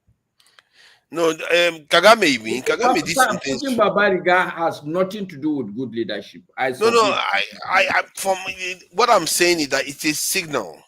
It tells you something that about the mindset. Tells you nothing. The man wears Babariga and plunder his country. Forefathers, let me explain why this thing about democracy is not going to work in a current situation like Burkina Faso. So you need to understand that. You see, as a leader of a country like Burkina Faso or Nigeria, if you are trying to be anti-imperialist and you're trying to be democratic, you can't be democratic. That's why you see that a lot of anti-imperialist leaders are hardly democratic. Tell me which one is like Tinubu, which of our leaders? You know why? I'm trying to explain. I gave a lot of examples, and these examples, if they are real, it should tell you something about what it's actually. Stalin was repressive. Yeah, I'm trying to explain. And how many of these leaders that transform nations were military? Give us one. No, what I'm trying to say is, what I'm trying to see. This is what I'm trying to see. What I'm trying to say is that all these leaders, including Stalin, Lee Kuan Yew, and all of them have military background. That is the trick. They all have military background. Then they became civilians. Even if I'm not mistaken, even George Washington of the US, they all had military background. Then they became civilians and ruled, and they did very good job. Yeah, but Burkina Faso is currently fighting a war. We've forgotten that. About 30% of that land is still being taken by jihadists. They're still fighting a war. We should not forget that. How did our government do? How did the government do? Yeah, even go on. Even when we didn't fight. It's quite remarkable, though. It's quite remarkable that by coincidence, somehow, Stalin, George Washington, Lin Kuan Yew, all these people had military background. They all became civilian, and they all did spectacular things for their nations. It's quite fascinating. But they didn't implement liberal democracy, Papadas. They didn't implement liberal democracy. No, I'm not talking about liberal democracy. I'm saying that he just take the garb off. He doesn't need to wear it. Even if he does not wear it and he's still repressive, what difference does that Because remember, people have to trade with that nation. In the world today, when other people know this already, they will feel like if you are a military man, you are not necessarily about rule of business law and other kind of thing that you can arbitrarily do anything anytime. There's no civil law. Hold on, Jide, forefather. You know, I think you're contradicting yourself, and a lot of your fans will be very, very disappointed with the way you're going with this and dragging this uniform thing and all that. Let me ask you a question. Would you prefer to live in UAE and have the dictatorship there, or in democracy in Nigeria? Choose one. Make no mistake, I'll prefer UAE. And the point I'm making, he's living with the Queen already. So no, that was just the question. What kind of wahala is this one now? Basically, I'm not putting the uniform above the well-being of the people. I'm just saying it's a okay. Is it possible that he can not wear the uniform anymore and just wear Babariga, but just be a dictator? You know, Because see, my solution for Nigerian leadership has always been a benevolent dictator. I've said it here over and over again. I agree 100%. I don't believe, and that dictator can come from Benue State, he can come from Sokoto State. He just needs someone. That forefathers keep talking about. It's on record. He's a dictator. So let me tell you, Exactly. the nations. Hold on. He should not be a dictator. I'm just saying that why do they? No, what you're trying to do is. Why are you worried about how he dresses? He can wear boxers for all I care. You know, every day. What's my problem?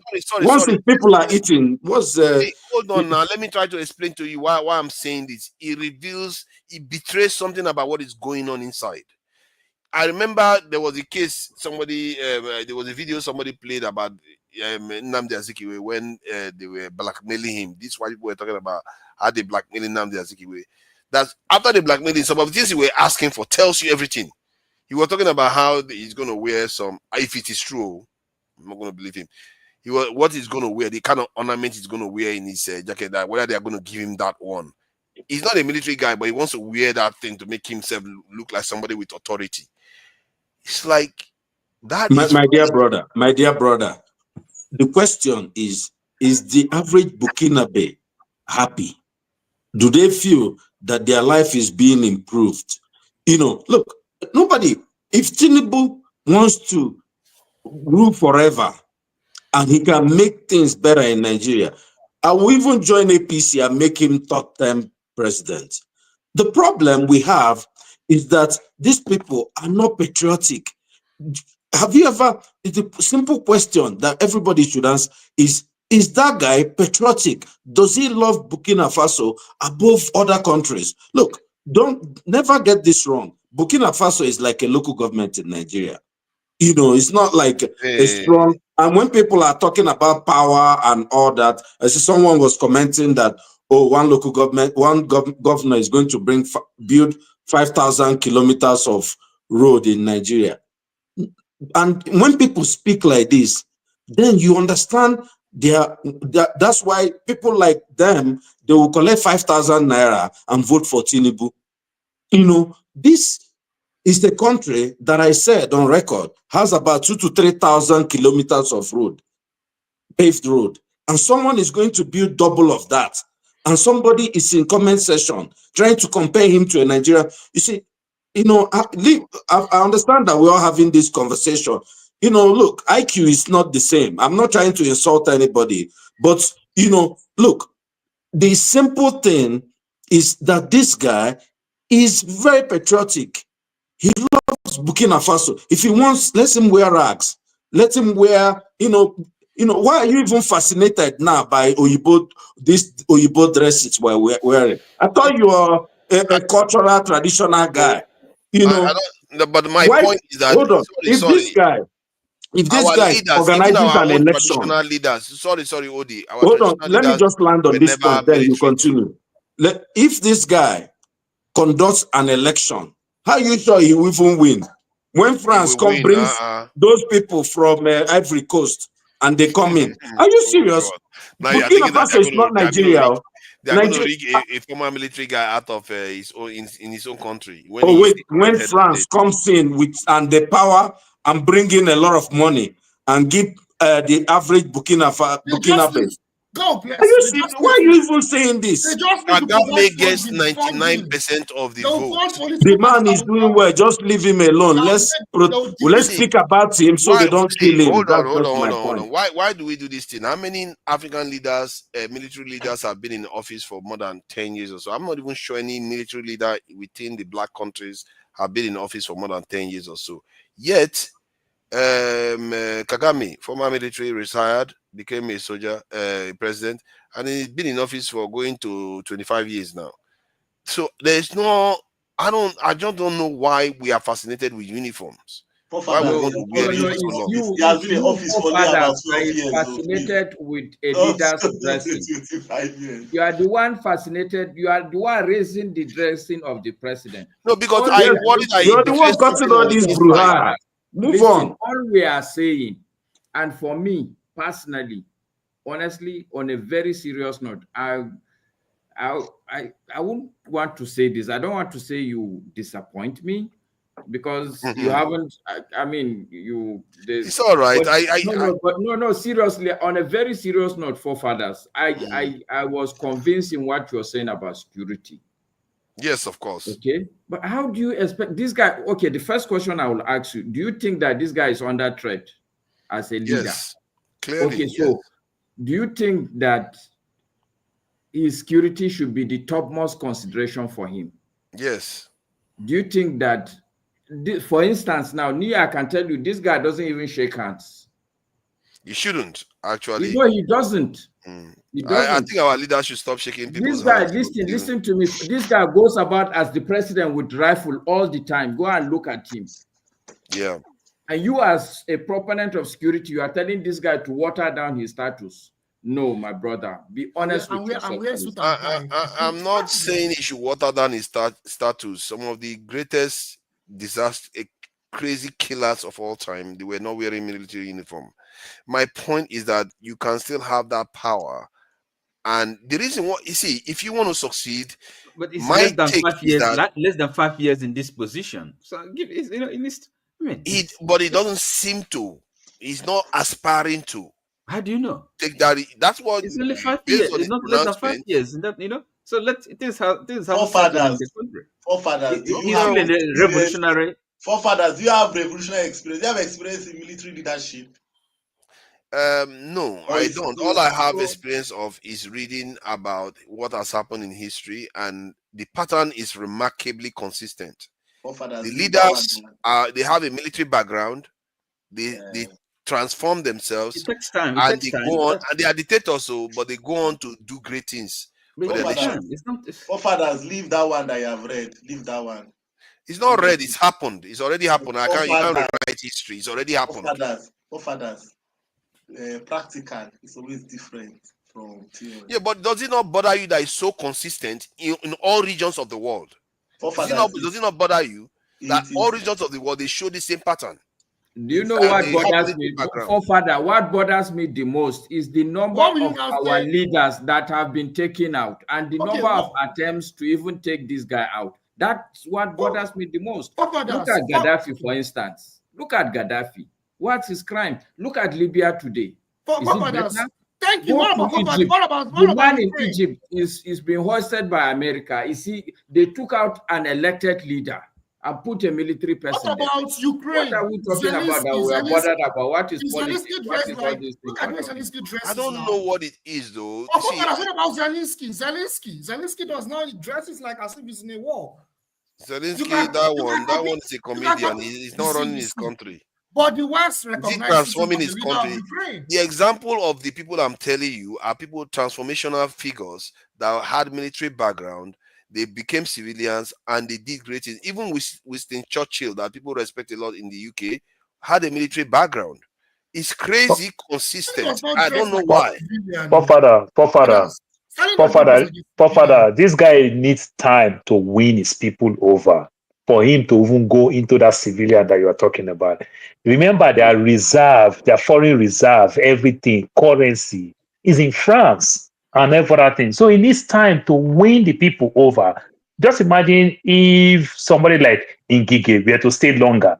Ngige was very popular for the 3 years that Ngige ruled, if not because Obi came and changed the thing and everything. So that's exactly what he's doing. You understand? And the big threat with this Russian and American thing is a proxy war.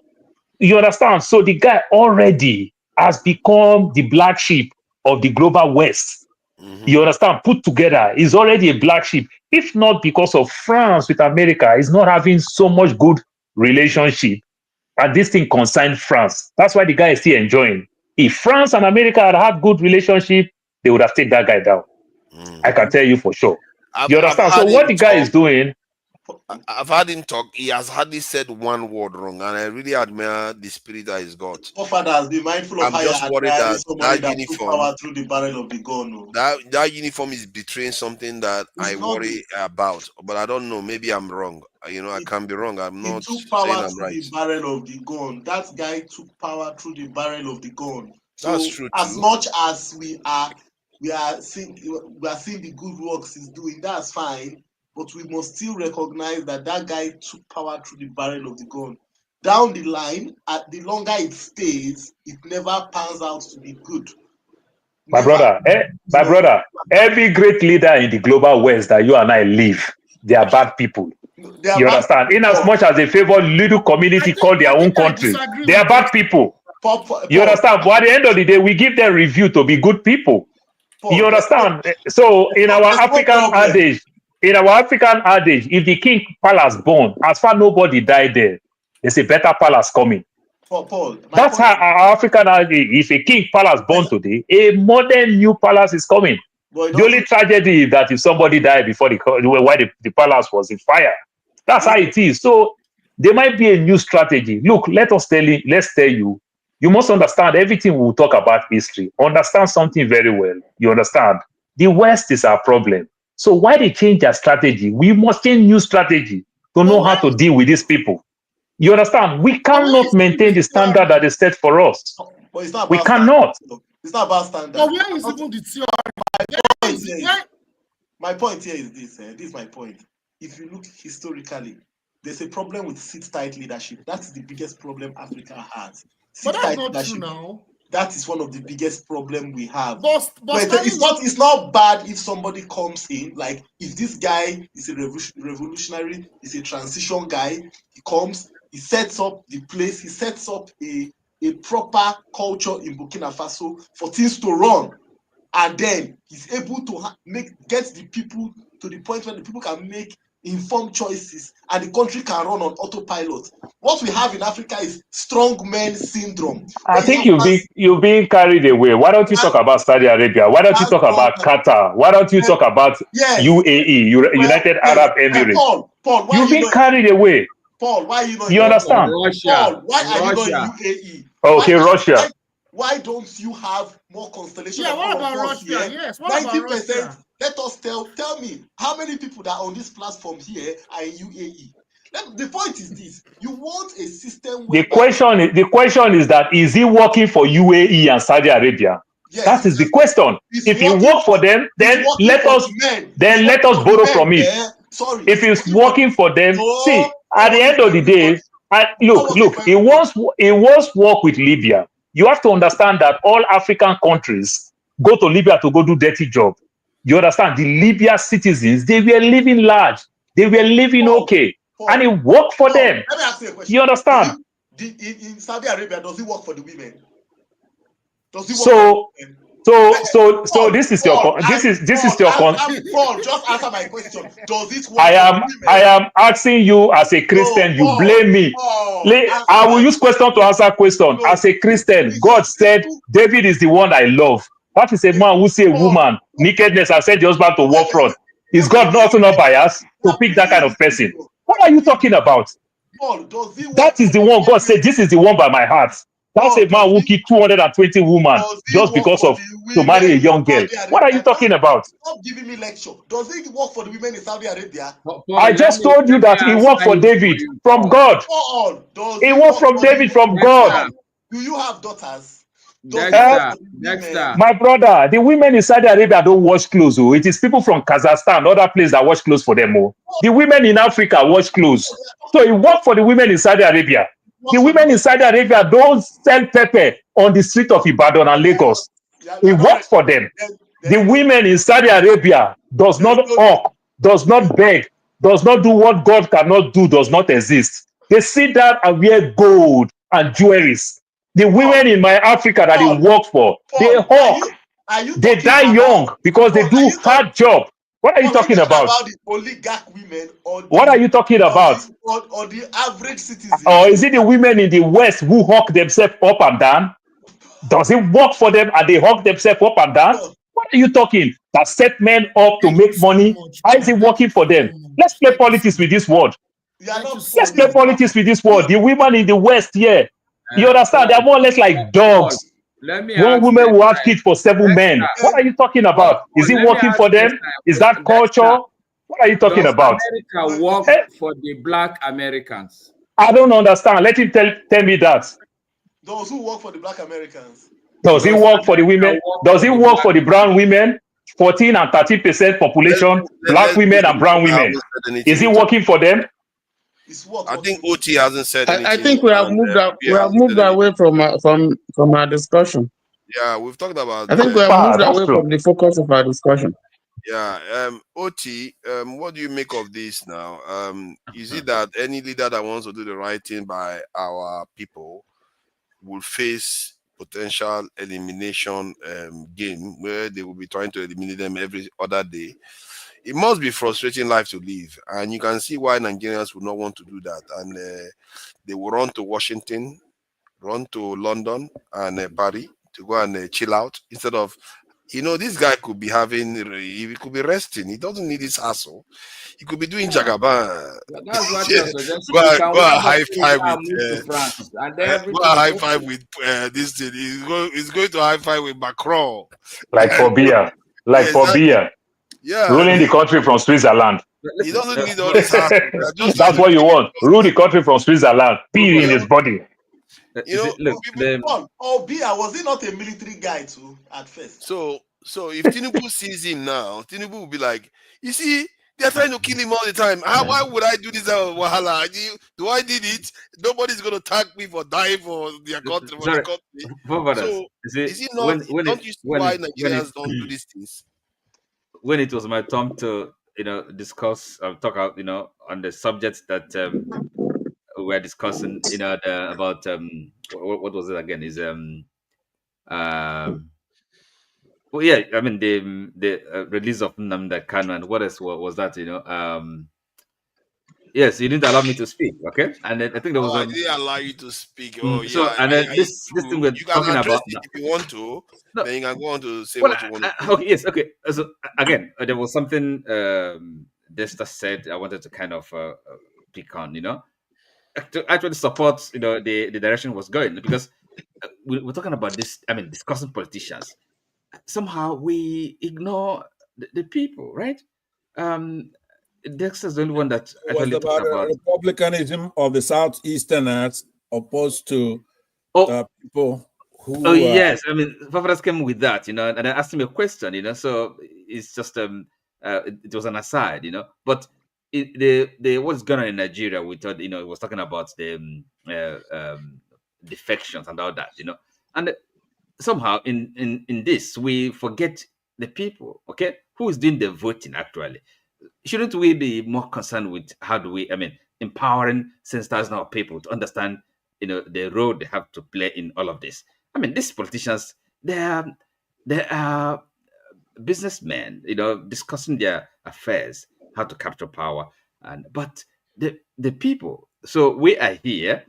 I should think that's really what should concern us most. And then, for example, in this connection, what Pat Otome, he came up with something trying to organize a protest, sometime in December. So I'm much more interested in all this than this. But I think people don't hear me when I say this thing. I said it before. You were saying you're going to educate the Nigerians. Empower people, educate them, I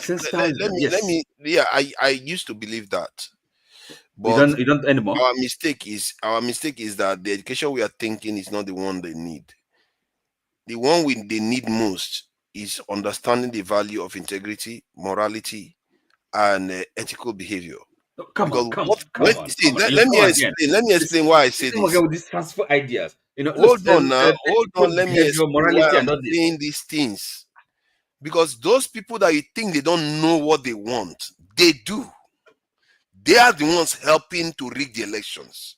When they bribe them, they will sell. Even when they know what they are doing is wrong, they know it's even against the law, they will still do it anyway. That is what begs the question. Are you sure these people didn't do these things? I've said it before, the way the Nigerian election is structured, if the members that are representing each political party do their job properly, it's almost an impossibility to rig the election. But yet it happens, and we don't ask ourselves why. The people are participating. So the question becomes, what do we do about it? And of course, I just told you they need to understand that these things the have morality, consequences. the morals, civic education, civic, responsibility. However, it's going to come. Either it's going to come that way, or it's going to come the forceful way that other people learnt it. Because you have to understand that your actions have consequences. It doesn't have. When people say some crimes don't have victims, actually they do. In time, if everybody repeats it, it accumulates and it creates a problem. This is why when we're growing up, our parents will be telling us, "Oh, you have to do this. You don't behave like this." Those things we never did understand truly what they meant. We didn't understand what integrity means. What do you know by integrity? Why should somebody betray, not take money when they could have that money? Why should they not take the money? The money will benefit their family. But because those people that insist on those integrity understand that if that person takes that stuff, the next person does it, everybody will be poorer for it. But we've lost sight of that. Those voters you are going to educate, they don't understand it. I'm telling you, I deal with Nigerians every day. I'm beginning to understand that aspect of Nigerians is broken. So what do we do then? Where do we begin? Like I said, I say something before I leave. Oti, with the indulgence. Okay. Go ahead. You just discussed something, let's say the Burkina Faso crisis, right? And everybody's been chiming in. You even brought in Tinubu, but you're talking about how Tinubu would have behaved here and there. He is actually one of the culprits in the crisis. Now, I'm going to leave a movie for you so that maybe if you have time, you play 10 minutes so that it's a 10-minute video. Will tell you the juntas over there are telling you that Tinubu is one of the culprits in this stuff.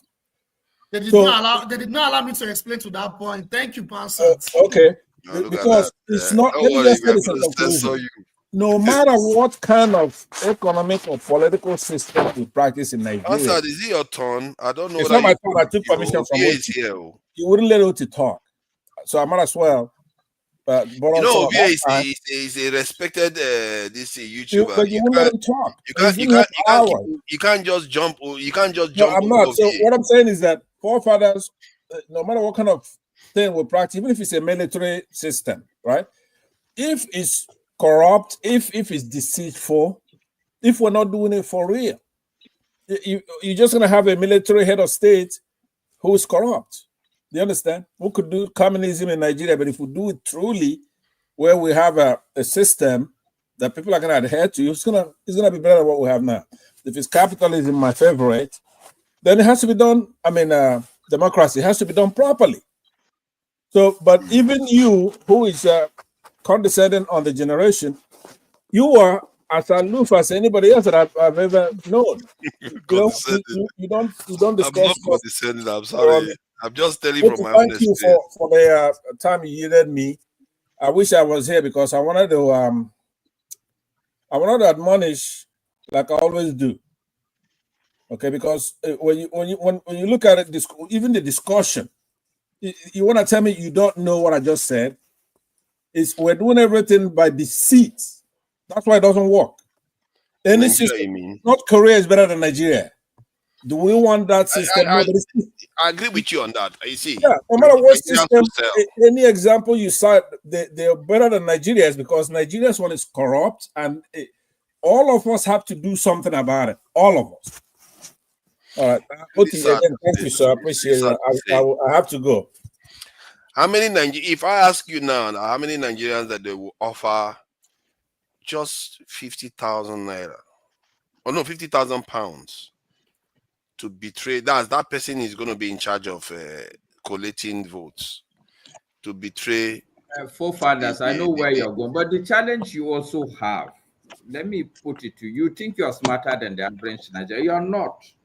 Let me tell you the challenge an average Nigerian will face. Okay. A typical example, if you put Atiku and Tinubu for an electoral officer, and you're telling him, okay, I'm going to give you 5 million naira to vote to either support or rig in favor of Tinubu or Atiku. Who do you think is better between the two? You mean both of them bribe and one of them bribe higher? No, I'm saying that if I mean, if you are presented with these two candidates, who is better? No, sorry. Give me the context that you are presenting both of them. Sorry, I didn't Okay, catch let me that. just put it straight to you. The challenge for an average typical Nigerian voter, he has been voting people believing that this candidate will take me to Uhuru. And every time he gets disappointed. So in the end, there's what is called political apathy. The man believes that, oh, look, we even on this platform, that's how we talk. We say politicians, meaning that they are all the same.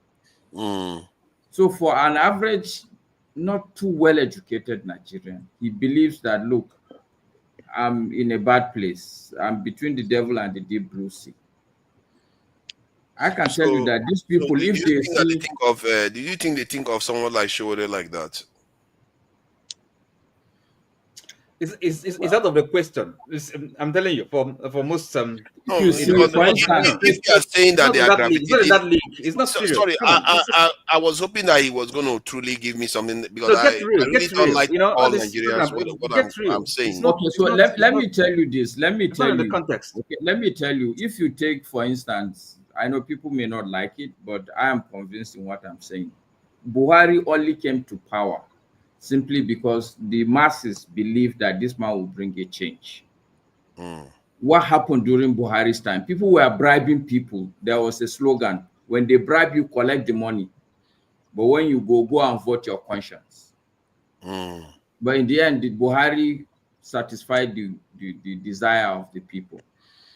Not necessarily. Exactly. So this is so tomorrow when somebody comes now, like you're as a person here in Nigeria, you're like, look, they're all the same. Political apathy is a real issue. But what you are saying is making my point to an extent that they have been so jaded, they now believe that this way of doing things is the way it should be. That is the pattern I see on the ground. Look, they know better. My position is that, look, really, if you have proper candidates, I like case of Abia State. The case I of like Showore. Showore. Showore is a proper candidate. If they were so keen on somebody that has not shown any sense of corruption, that truly his whole campaign is about against corruption, then you would think if what I'm saying is wrong, they will gravitate straight to Showore. They have this mindset with Showore that is like you are wasting your vote. That is the mindset. Many people are not politically inclined like you. So people want to vote on the big wins. That's the mindset that they have. That voting for Showore won't count, won't go anywhere. So let's just leave that off the thing. Sure that Showore is not corrupt. Why are you look sure at that now? He's already accusing Showore because he's jaded by Nigerian politicians. This is my point. As an average Nigerian, what is his track record that is not corrupt? Oh, look at that. You are making the same point that I'm making. I just told you that is my point, and you are saying I'm wrong. You are coming 360 to make the point I'm making, that there's something broken in the way Nigerians perceive reality now. It's about getting ahead. Everybody wants to get ahead. No. Without any restraint on it. It doesn't matter what they have to give to get ahead. Look, I think But Fubara, when you talk this corruption thing in America, they are more corrupt than Nigeria in terms of politicians. Politicians, this type of bribe. See, they have restraint. They have a level of morality. They have a level of integrity in between, and because of those things, they put checks and balances on themselves just to make sure they don't get out of control. But we don't have a lot of time left. They told me that we have 4 minutes left. Okay, so I'll give it to our honorable guest that we never gave any chance to speak. We have to give him a chance to speak. This guy has a channel. We can't be treating specialists like this. No, hold on. Before he goes, let me 2 points. Okay. Now, you're talking about corruption and the hopelessness and all that.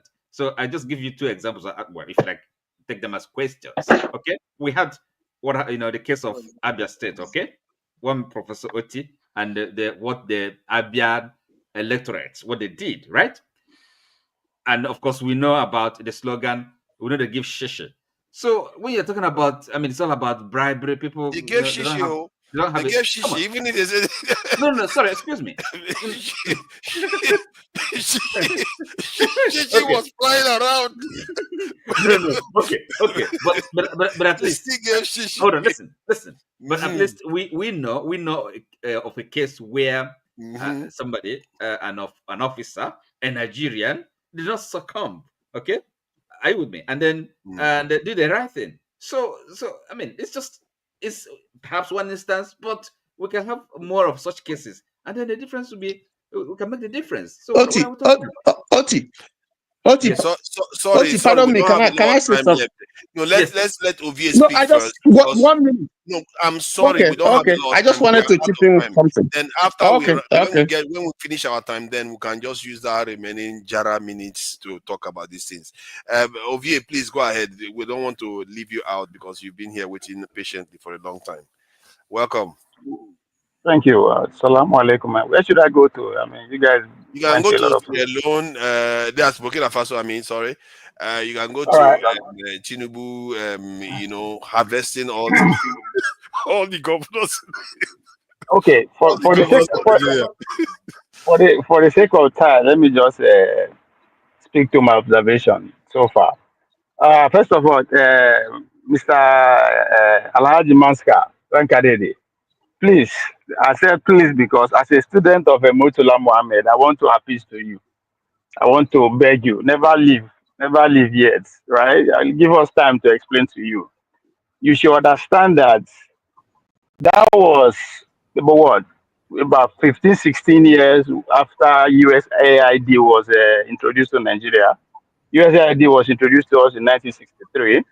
Now, if you put one or two together, you understand what I mean. So yes, I understand that you are concerned about the fact that he did not secure himself very well.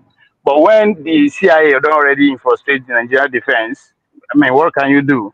I mean, after the assassination, what took place after then? We also, if you put one or two together, you understand because that was the heat of trying to push Nigeria away from regional Yeah, governance to but presidential Murtala system. himself retired about 100,000 soldiers, and he No, was left without that's security. you're Okay, of don't listen course. to forefathers. Ignore him. Me, Forget Look me, at but I know I just what he make me do. So yes, my mascot. Now that's the last nationalist Nigeria has had. Since that time, we never get somebody who's actually had the audacity to say, you know what, we can stand out on our own. F the West. Pretty much that's what he did. Yes, he paid the ultimate price for it. And there's a reason why is that we dey hear this in our media, right? Regardless of what the guy actually did within that short period where the guy did power. Now, I think in that of Ivory Coast, I want to lead towards there's somebody that was saying that And just if to the, add to what you said on our politics, he's still the greatest Nigerian head of state that we've ever had, Muritala Mohammed. Go and check what that's happened what after his death. But that yeah, and then because he died young, you don't even wait for him to serve But he five should have years. protected himself. Like this Yeah, because when he made a kind Ibrahim of catastrophic mistake, man, come on, man. And I must say he Forefather. was brave. oh He said my some brave god. things, but he didn't act Oh my the way God. he spoke.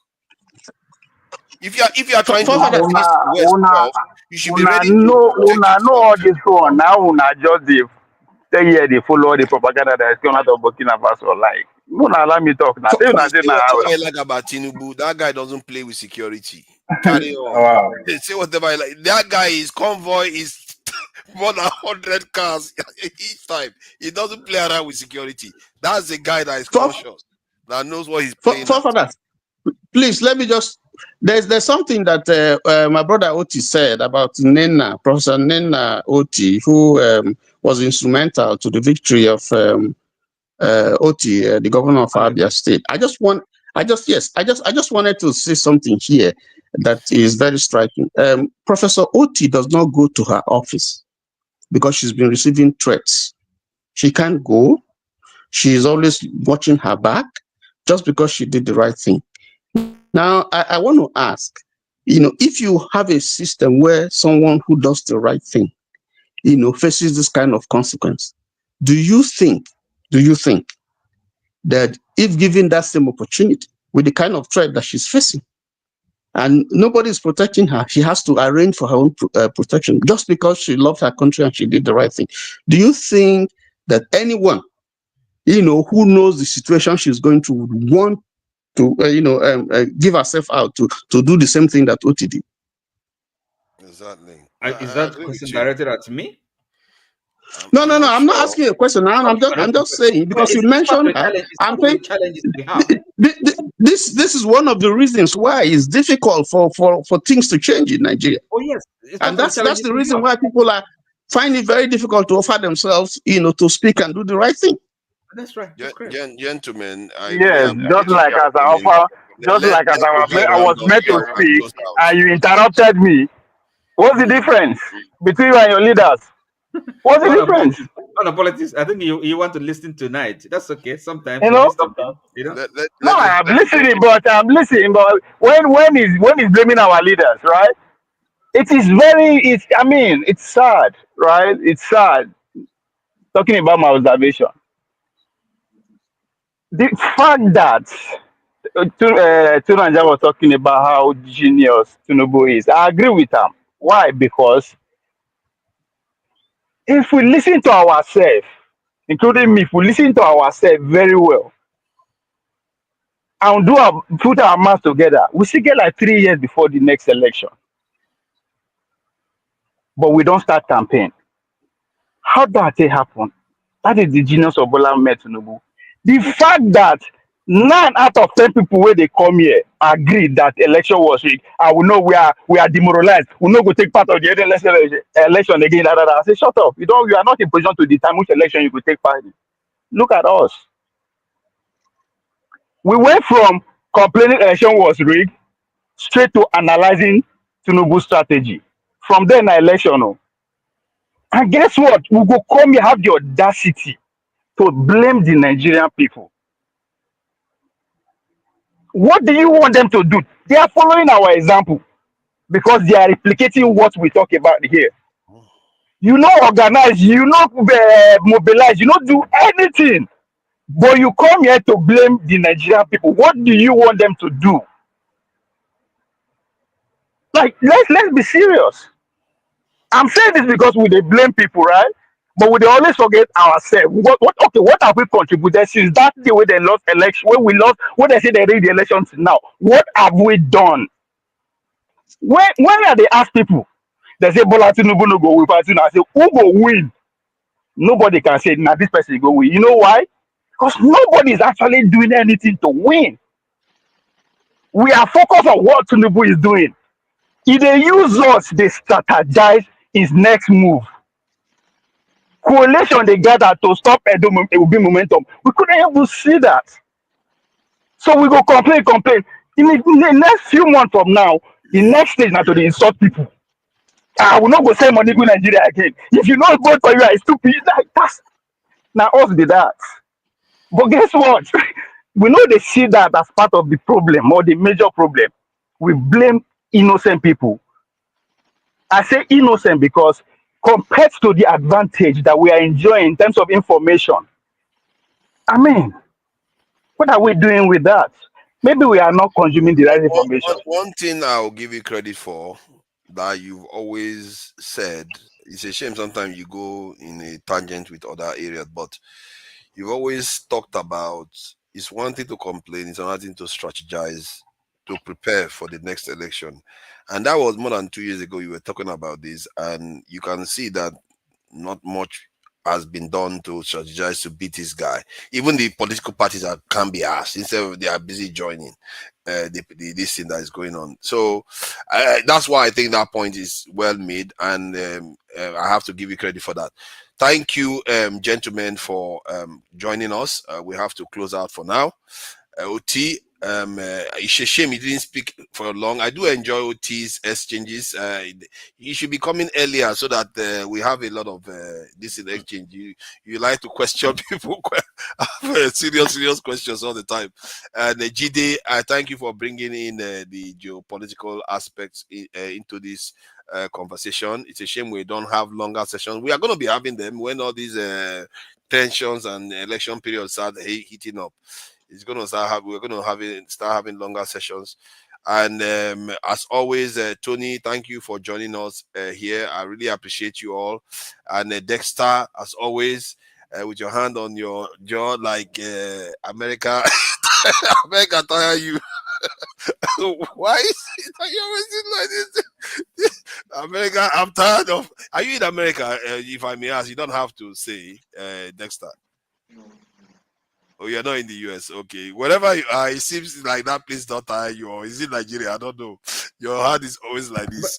And where is Jide with the fan? I'm just wondering. Jide I'm in the US. Is there. So it is that hot in America? No? Let me greet some of the people in the chat. Yeah, it's warm now. It's warm right now in the East. Can I greet the people in the chat? AB, I see you there. Nigerman, J Shahif. J Sharif has joined us and he's joined the queue of people that like to insult me. It's all good. You are welcome. Jaja, even you say I don't get sense. Yeah, me, I see you there. Where is it? DeBerry. New names are showing up. Or people that used to insult me for changing their names so they look new. But it's all right. Crush Con You. I've never seen that one before. Thank you for joining us. Who else is there? Tina Edokpai. I see you there. Bami. I see you there. Chibike Echendo. I see you there too. Adama, I see you there. Adama is telling me that we'll have 6 minutes. That was 10 minutes ago. Typical Nigerians, always late. New Hoibe, thank you for joining us, New Hoibe. New names are popping up here. I really appreciate you guys for joining us. And remember to like, share, and subscribe. And also, dip your hand in your pocket and share with Dr. Damages, because the more you do that, the more he's able to do more work for Nigerians. Hopefully, we'll be able to contribute even on the ground. Like Ovie said, it's always good to talk, but it's also better to actually act, to make the change that we all want to see. Thank you all for joining us. Till next time, we are going to catch you again. Bye, all. Okay, do unto others before they do unto you. Shut! If you forget anything, but don't forget to do your own back. I don't tell you. Let them talk. No send their papa, even their mama. In everything you do in this life, no allow them kill you. Justice no day Nigeria. You know day. Nobody knows tomorrow. Ajay tomorrow na Sunday. Come on, doesn't exist. Do your own back. Do am now. If the finger that fits you fuck up, bite down. Another one go come. Forgive and forget, care. Even Lucifer collect. No forgive. 99 days for the thief, 1 day for the owner. I be go and your part.